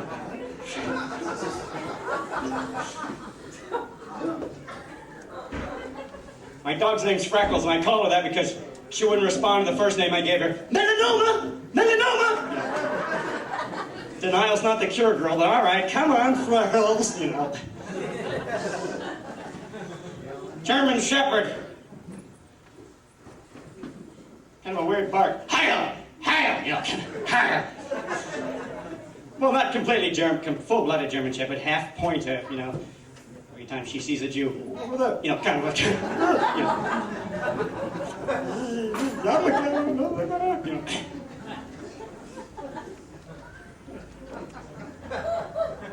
I had to put my other dog to sleep, and she didn't want to be put to sleep. You can tell, it took us drinking coffee, you know, the whole time.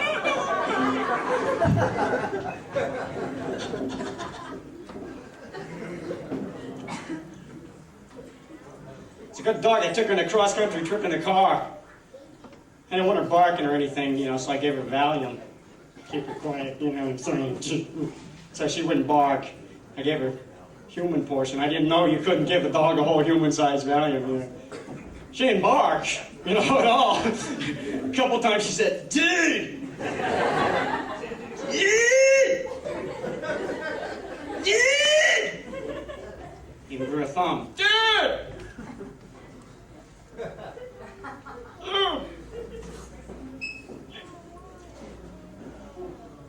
Thought I killed her. She was laying there in the seat, flopping around, you know, so I gave her mouth to snout. You ever done that to an animal? Just grab the blowing little cheeks, puff out.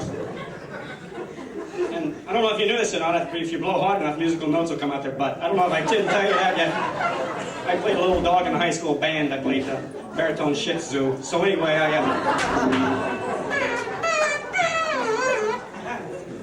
I only knew one song, Roger Miller's King of the Road. So anyway,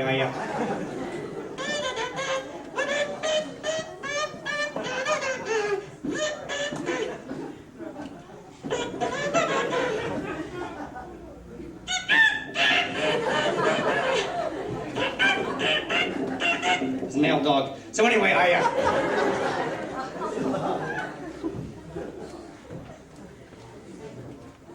I'm nice to my dog. I don't know what you think I'm mean to her. I put Tidy Bowl in the toilet so she thinks she's getting one of those Hawaiian specialty drinks. Scream! Ooh, let go! I like getting my dog drunk because it's so easy. Get him drunk enough to kiss you on the lips. I don't know if you know that or not.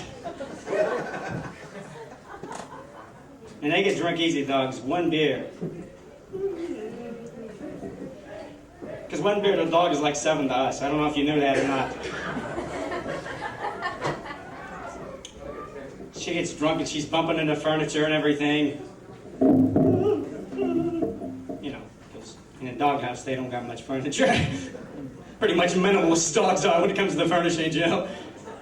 Oh, sure, they may have one painting of some people playing poker, you know, but that's about all you'll ever see in a doghouse there.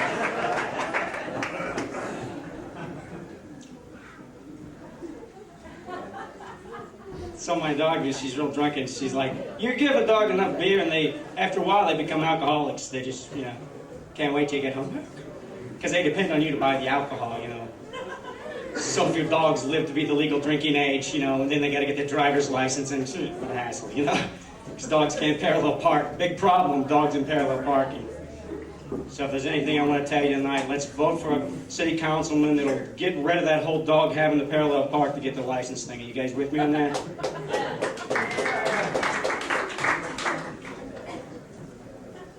I wonder if anybody actually will think, hey, yeah, I voted for Larson because I think he endorses the dogs not parallel park. What is that? And then they can't open the bottle, so they need you for that. You get them drunk after a while, they just look at you, you know, like when you cut them off, because you have to cut them off for a while. I mean, I don't know why. It's not like they're driving.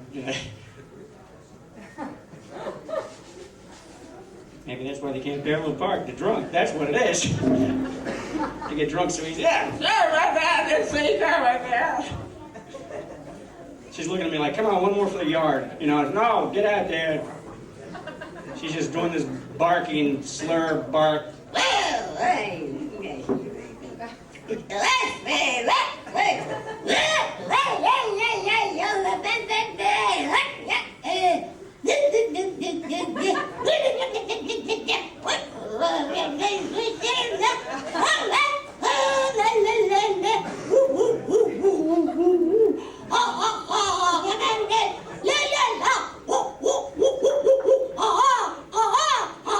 I'm doing a bird.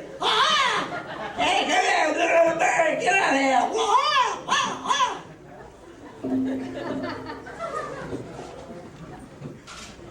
Little piece I like to call dog does bird.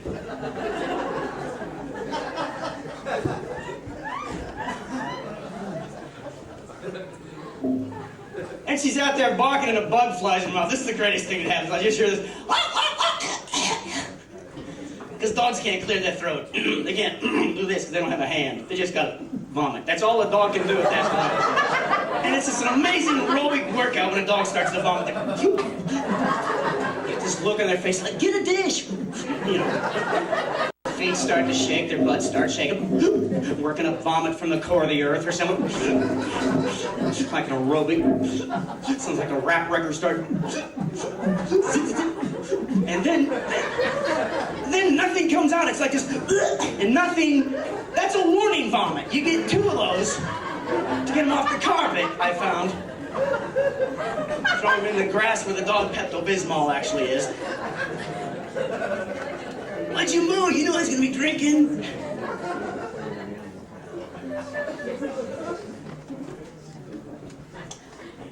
I love pets. Today I was taking my pet seal for a walk. I have a pet seal. Used to be a dog. I just cut off the ears and back legs, but... Hey, come on, have you priced seals lately, folks?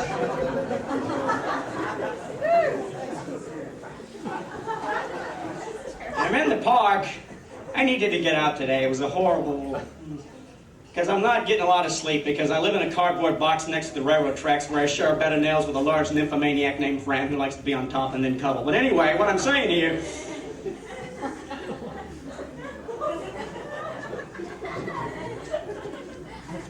And she's not my girlfriend, she's just a friend and she's a girl. She's a friendly girl. Like Casper was probably a friendly boy, you know, before he died. I think he was a boy, I'm not sure.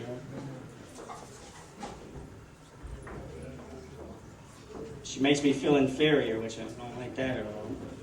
I felt bad, but I almost killed myself because I even wrote a suicide note. And then when she saw it, she, you know, apologized. You know, after correcting some spelling errors. So I'm not a great speller, big deal. I'm not a great speller, who cares? But I'm sure I'm not the first bad speller in the world. I'm sure there was some kid back in King Tut's time walking around going, let's see, is it eyeball before hawk except after snake?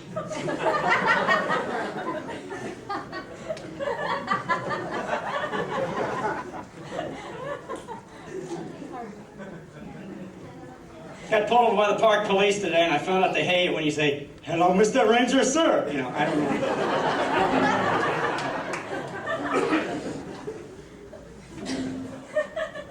I hit a squirrel there today. So. I'm in my car. I don't want you to think I walked up to a squirrel. Hey, come here, you little. Oh, that was nice. How come you did that? I'm just a little squirrel.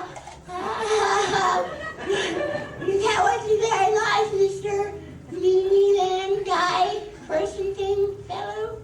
How come we don't do nothing. We're just a bunch of squirrels running around being squirrely and happy and stuff. You never see us all depressed, walking around with our arm tied off with a needle, and you never see a squirrel shooting up crack, do you? No, we're happy squirrels, and we live in trees. Yeah, we have to sleep in trees, and we're still happy. Oh yeah, you don't see us sipping coffee in the morning, and we slept on a limb. Yeah, man. How come you hit me? Very nice. We got places to go, you know. We do that. That's where we're going. That's why we look like we have a destination. We're ready to go someplace. That's why I felt bad when I hit the squirrel, because I knew there was a squirrel somewhere else going, Oh, you should have been here an hour ago. I'll give him 5 more minutes, and that's it. I'm gonna go. I think that's it. That's all. I like to put those styrofoam packaging peanuts in my backyard and mess with the squirrels.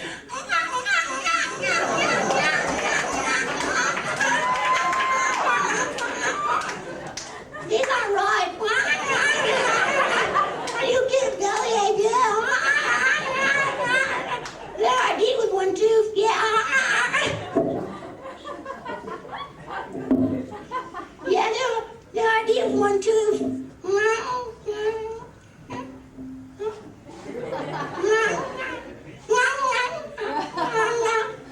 Yeah, these are right, don't eat them. You get a bellyache. Yeah, no, don't eat them.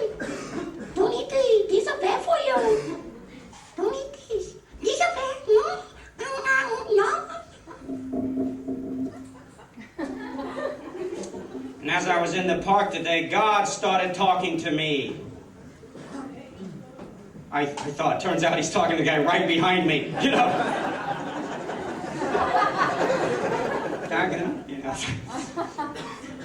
I felt kind of weird because I was talking to him for a while, and then I had to act like, well, I wasn't talking to you either, you know. Talking to that cloud that looks like a dog, yeah. Come on, boy. Yeah. The cloud that looks like a ball, go. But I eavesdropped, you know, because, of course, I'm like, oh, all right, I know, you're not talking to me, oh, you know. And I listened, and God says to the man, he goes, hey, you, yeah, you, no, not you, Joey. Guy right behind you. You! Me? Yeah, you, yes, you. Get a little mustard. Get some mustard, right? No, other side. Imbeciles. Oh.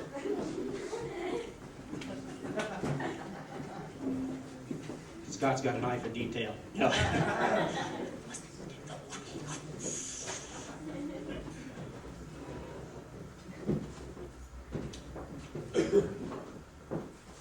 I believe it was Jesus who turned the water into wine.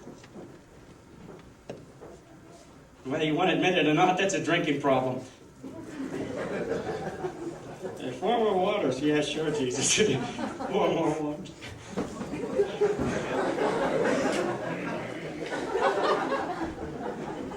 But if you think anyone really could do that, don't you think you'd have more than 12 guys hanging out with him? 95, 100 winos. Hey, Jesus, more water! Okay, water.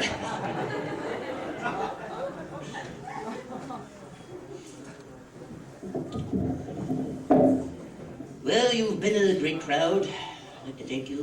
Hope the Humane Society gets enough food to feed their dogs. They're concerned about that. I myself would like to go down to the Humane Society, and I touched every time I'm down there. I see usually about 20 or 30 little cute little things they like to bring home for me. But then again, I'm the same way at a topless bar. But anyway, thank you. Good night.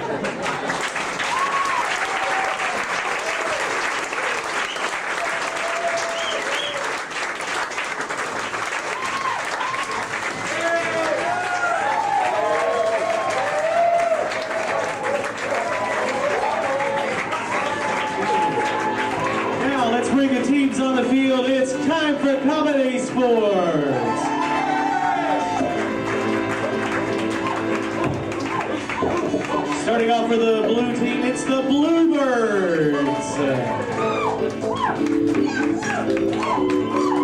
Introducing Daryl 9 Lives Barber.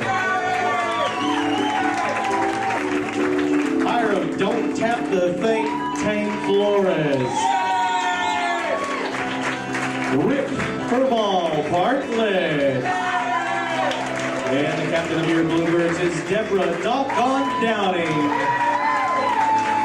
And now the red team, Blue Hill Country Cardinals.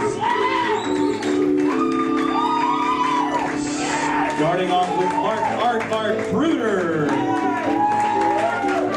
Joy, if I follow you home, will you feed me, caring? Keith, Big Dog Bryce. And the captain of the red team this evening, Tyler Cheshire Bryce.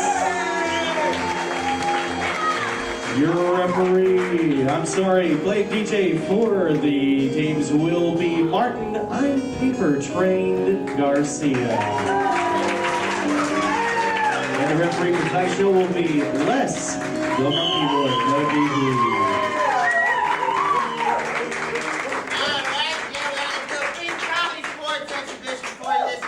Regulation 20-minute comedy sports format. The teams have been primed to move along in a 20-minute fashion. I've been asked to make one announcement. It seems like on a preliminary count from the door that we have here for the event, and also, about 100 pounds of food and toys and whatnot back there. Looks like we've easily broken the $500.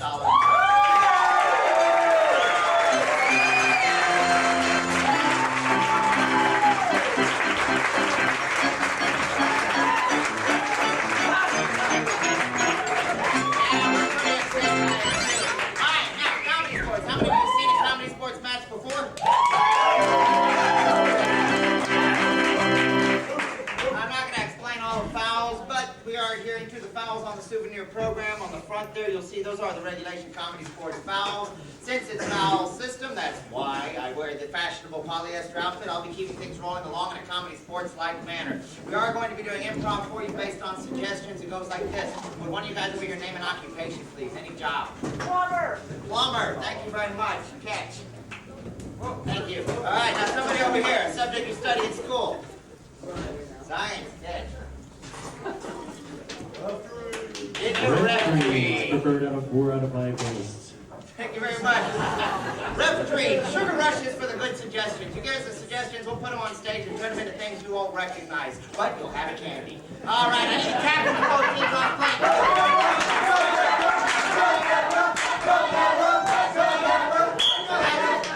Thank you very much. Rock, paper, scissors on 3. 1, 2, 3. All right, the rock, hit, scissors. We're We'd like to open with my debate, sir. He sent it out. Higher floors. All right, send it out. Me. All right, get out of here. Take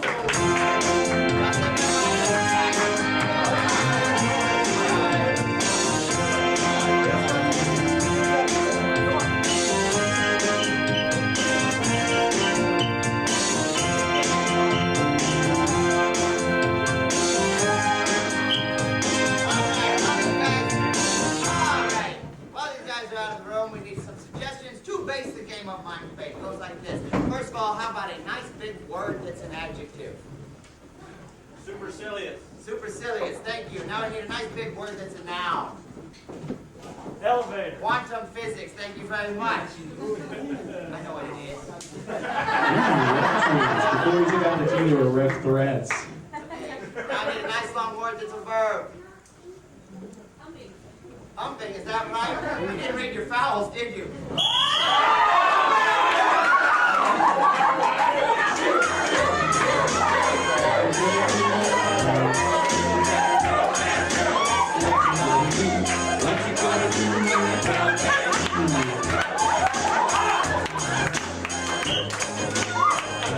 That is the ComedySportz brown-back foul. Humping publicly shamed this lady.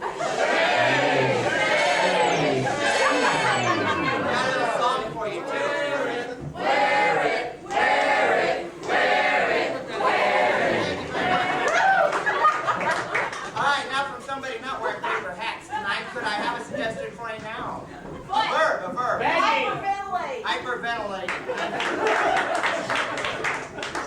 So the topic of debate for this opening round of play will be whether or not supercilious quantum physics should be allowed to hyperventilate. Okay. Very well. The game is played like this. We bring in the two debaters. They don't know the topic they're debating. They have 4 minutes to try and win the debate, with their teammates trying to show them what they're debating using only the skills of mime. There's 5 points available in this opening round. Please, on the count of 1, help me yell. Hiram and Tyler. Thank you. Hiram and Tyler. 1.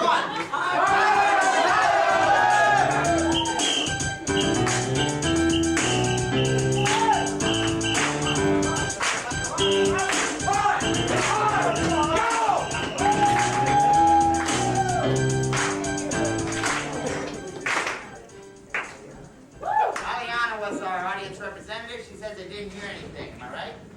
Cool. Very well. We'll begin with the blue team first since they won the toss. Hiram, you're arguing the pro side. Tyler, you're arguing the con side. Blue team first. Ladies, you ready? Yes! Ladies and gentlemen, I am completely for skydiving and hang gliding with the Pope while wearing a brassiere.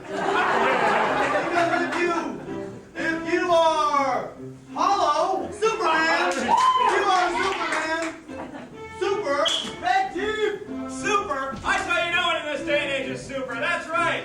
If you're super and you're waving at people on a sill, a windowsill, supercilious. Supercilious sort of things are waving to each other and, whoa, doing ballet moves together, playing Mario Brothers together. If you're, Ladies and gentlemen, supercilious. Where did I get that? I have no idea. But the queen can go squeak, whoa, whoa. Quiet, quiet, quiet, quiet.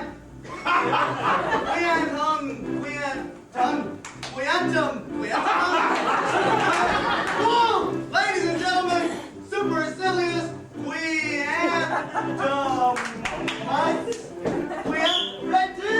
ladies and gentlemen, bats with little fangs and teeth that sing. Dracula, ladies and gentlemen. Dracula sucks blood, and Bram Stoker had a movie about it. It's Dracula himself right here. It's Vlad the Impaler, and he's counting. Count. Ladies and gentlemen, supercilious count, eat, count apes. Count, eat, full. If you're full, if your belly feels all big, it's because we just got through the holidays. Ladies and gentlemen, the supercilious queen is strong, especially in the pits, because the supercilious queen has a temperature of whatever he's saying. Count, chew, count, eat, count, swallow, count gum, count gum, count good, count gum, count gum. Ladies and gentlemen, if you're count,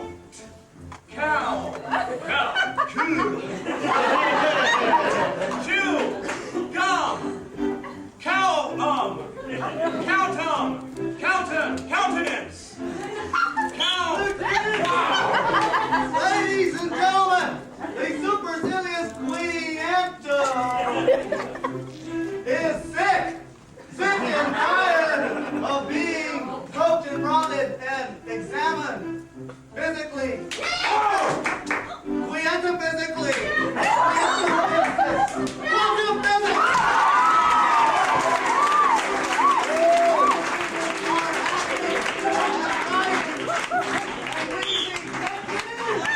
Quantum physics, yes. And if you're hacking, coughing, sneezing, bloated, irritable, stuffy head fever so you can rest. Growl, bark, throw up, hyperventilate. Supercilious quantum physics should never hyperventilate.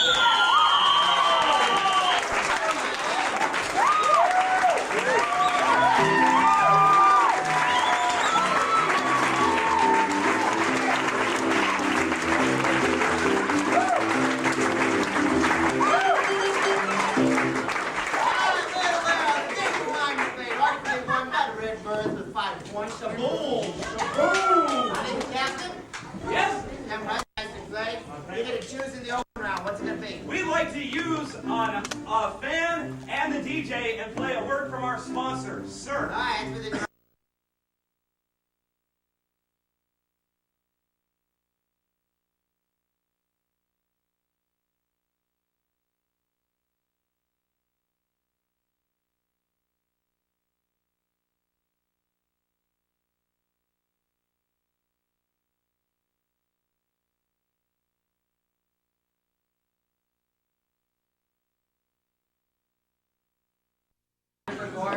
Yeah, I know it's ridiculous, isn't it? We're going to do it. Now what we need is a topic for a TV show, like a documentary. What's the topic? Compost. Compost. Yes. Very well. Now the red team will take you to their 3.5 minutes to perform their version of Word from our sponsor with the help of the wonderful Jules, which will also give a pair of passes to a comedy sports show for volunteering. Go, Jules. And now we'll go to our sponsor. Blaze, you ready? Yes! Hello, people. How are you doing? I can't hear you. You're the last one. Well, I have my fabulous friend here, Jules. She's a special guest for me in my show, Manure Talk. And today we're going to talk about making compost. Now, Jules, yeah, tell me, when you start to make compost, what's the first thing you have to do? You eat. Well, you have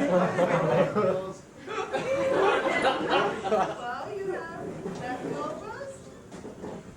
Okay, so it's kind of like one of those mother things where you put the leftovers in a big bin and you just let it sit, huh? Well, yeah, that's so new to me. Okay, before we go on, let's go for a commercial break. Hold on just a moment. We'll be right back. Ah, it's time for the big party and the big Caesar salad. Woo! And I've got my mag light here. Well, how do you do? Oh! Hey, you got your salad shooter and your mag light. Hey, maybe we could make something out of this. Okay. Hey, it's a salad shooter, but it's less filling and tastes great. From Ronco.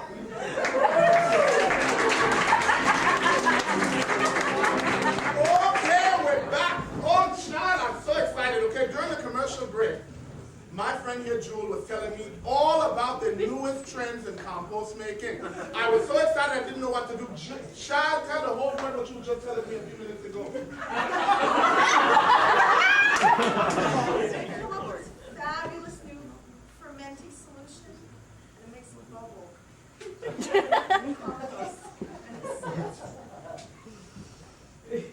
like eucalyptus. So aromatic and fresh. That's what I love about it so much. Okay, we'll be right back. We got to go to another commercial because I got to pay my bill. Okay.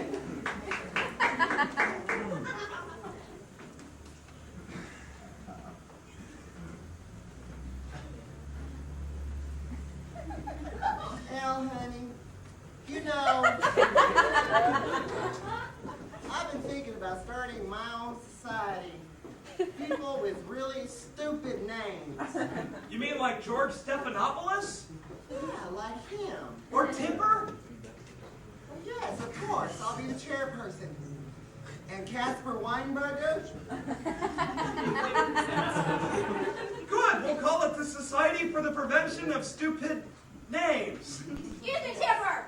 Yes, we got a few songs here with your advice on. Okay, we got this Michael Jackson creature, and he wants to beat it. What do you say? No, I'm afraid not. Besides, you know what's happening lately with him, huh? Huh? See? Sing a song like that, and that's what happens to you. You get a skinny nose. Now you know what a skinny nose means. You know? I guess if you say so. Okay. Well, I think that's it for our little message.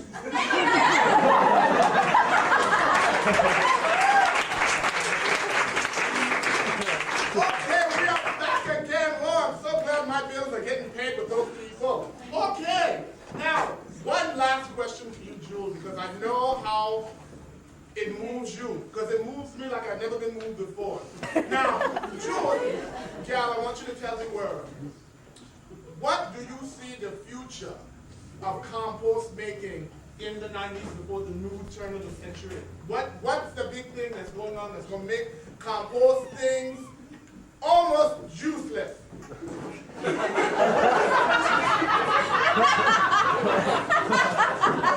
Replacing leaded gasoline.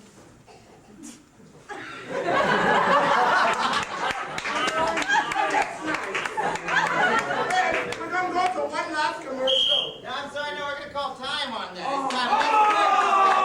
Let's encourage these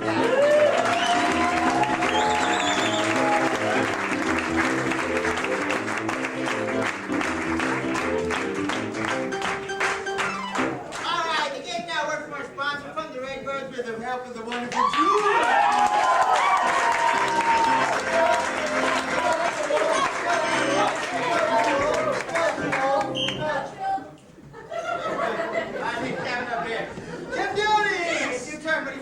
We'd like to use the DJ and play Shakespeare. Shakespeare. Fine, thank you. Hey, you're You can do that. Very well. For the game of Shakespeare, let's give these guys a very, very specific location. Mojave Desert. Well, it has to be more specific than that. Baytown. Baytown. We're in Baytown. A small business in Baytown. Mosque.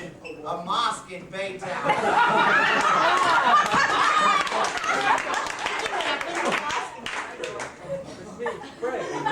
I'm not going to put anyone's eye out, but you got a piece of candy on reserve, okay? Thank you very much. So now we take you to a mosque in Baytown, but this is a little-known Shakespearean version of the all too familiar mosque in Baytown story. Thank you very much. Players have about 3.5 minutes to make some of this. Players, you ready?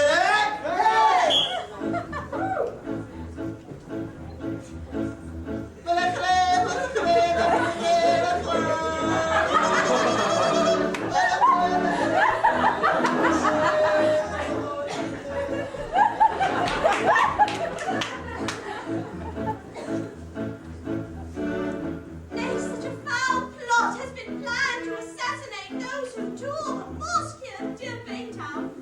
Such a foul plot indeed. Perhaps I should be in some disguise in which I can spy upon those who would portray such foul, indeed, things.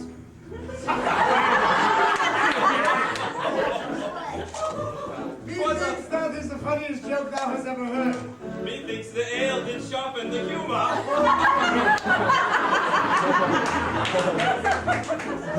Well, tell me, young fellas, what are your plans?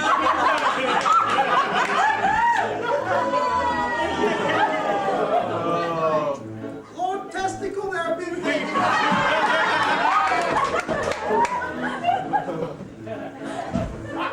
Say again, fellas. Drown out the joke. I said, Lord Testicle, there have been Megan this time.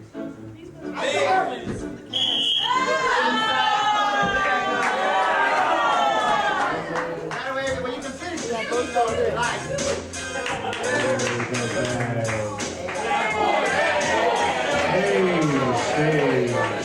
That's all right. We need that scene to continue, though. Methinks it has become strangely dark in here. Hello, my name is Sir Tibula, and I am here on behalf of the Queen, in representation, as to make sure that you all have your special ID cards to be in the mosque. So, let me sit them down. Yes, my lady, you may keep mine. I must be leaving. And so I bid you adieu. It looks just like him, bag and all. Yes, it does. And which hell are you? Well, I am the Lord Testicle, and I am here checking out the mosque. Yes, well, there have been many who have come to the mosque. Some with plans of good, to bless the Lord, and others with plans from the devil himself. Aye, plans from the devil himself. I beg you, dear fellow, take this weapon of yours and keep watch while I go and get another disguise. I feel this one is inadequate. I beg your pardon, young sir. I'm with the tour group. I seem to have gotten lost. Can you tell me where the coffee shop is? The coffee shop is gone. 2 cubits by 4 cubits. Or something like this. Blast, my gun is stuck on safety. Yeah, I can help you hold that for just a second. Oi, what a fine shooting thing you have. Why, yes! You're right!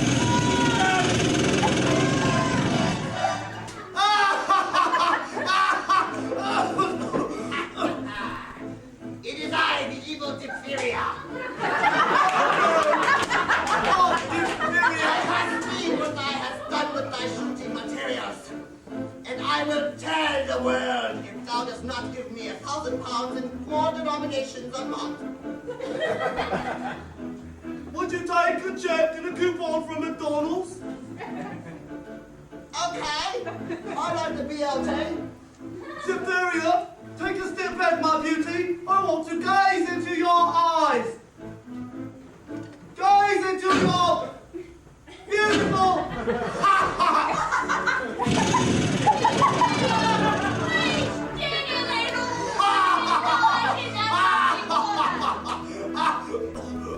Nay, there is a place for those who care, and I have come from it. I am the ghost of which has been slain in disguise. That's it, we're calling time.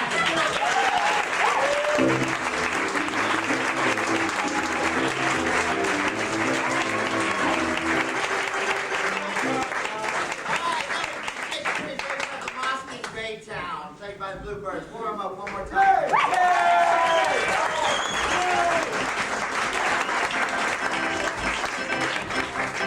After the first time they said it, they should have gone to Mr. T. From then on, Mr. T would have been fine.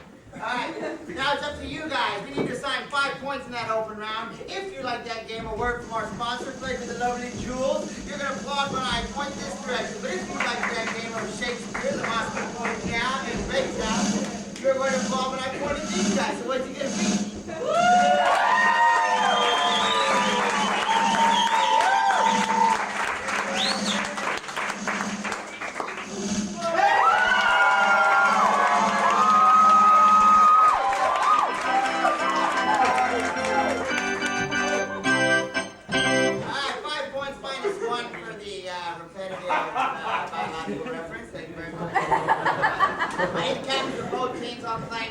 You have one more chance to score in this 20-minute match. That means it's going to be a head-to-head round.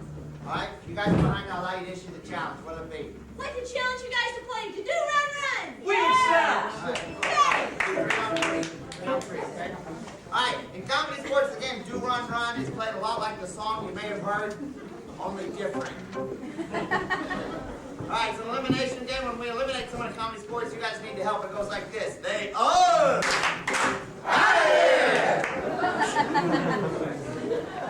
do it with me one time, please. They are Thank you very much. What I need to start this thing off is a one-syllable name for a pet. Chuck. Chuck. Thank you. Yes, ma'am. Since we're behind, can we use the big shade? Sure. Excellent. I'm easy, guys. All right, very well. The name is Chuck. We're picking it up a bit there. The game is Do Run Run. Please, you ready? Yeah! Do run, run, run, do run, run. Made him on a Monday and his name was Chuck. Do run, run, run, do run, run. We went out on a date, I wished him lots of luck. Do run, run, run. Yeah, he picked me up in his truck. Yeah, but he bought his pet duck. Yeah, I'm allergic, so I started to upchuck.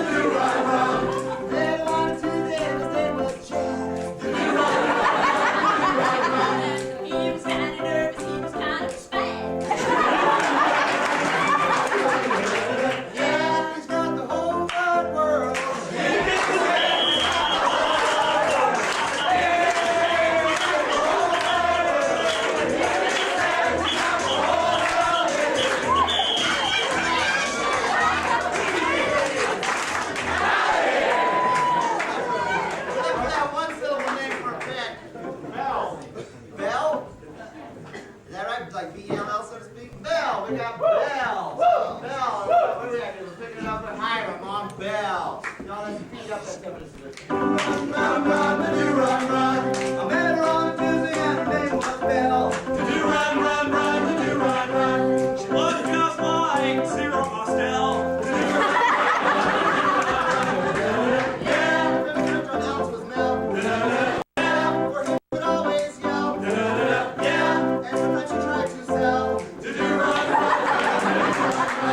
She was real shy, she couldn't come out of her shell. Do run, run, run, do run, run. And she liked to go to a bell. One day she fell into a deep well with nobody to tell.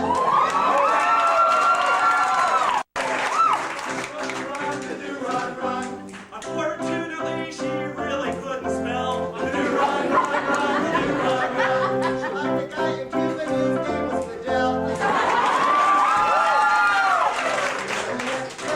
But she couldn't smell. She went to custom now. Oh, hell.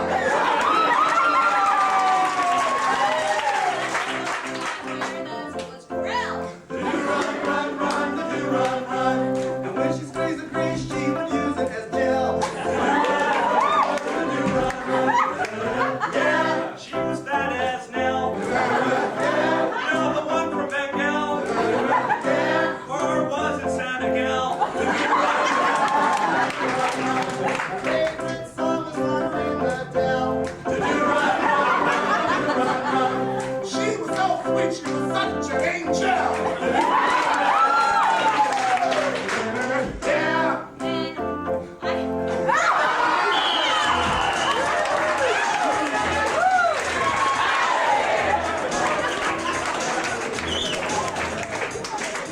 That's a nice round. We're looking for that one-syllable pet name. Kid. What's this? Mac. Now, Mac, hold on to that other one.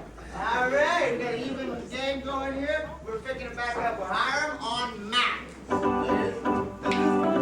run. I met him on Sunday and his name was Mac. Do run, run, run, do run, run. His parents believed that they should give him a smack. Do run, run, run, Yeah. He's dirty clothes for a snack. Yeah. And you like to eat on a snack. Yeah. And sometimes play tic-tac. All his furniture from that store lack. He had to get it for his mom because he walked off the crack. Yeah. well, he sent a fax Yeah. to a bivouac. Oh, love shack. Time in the sack.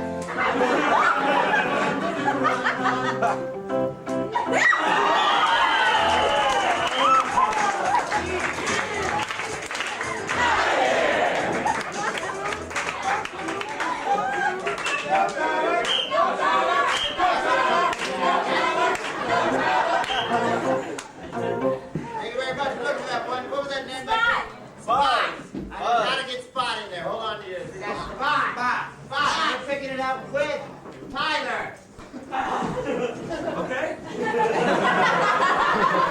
He's playing against the odds. If Tyler loses in this round, it's 5 points and the whole match for the Bluebirds. And now we got Spot. Run, run, do run, run.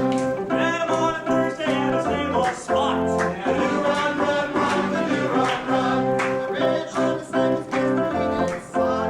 Run, run, run. I'm sorry, I didn't go to work. I just said sought, you know, you seek someone, you sought them. Yeah.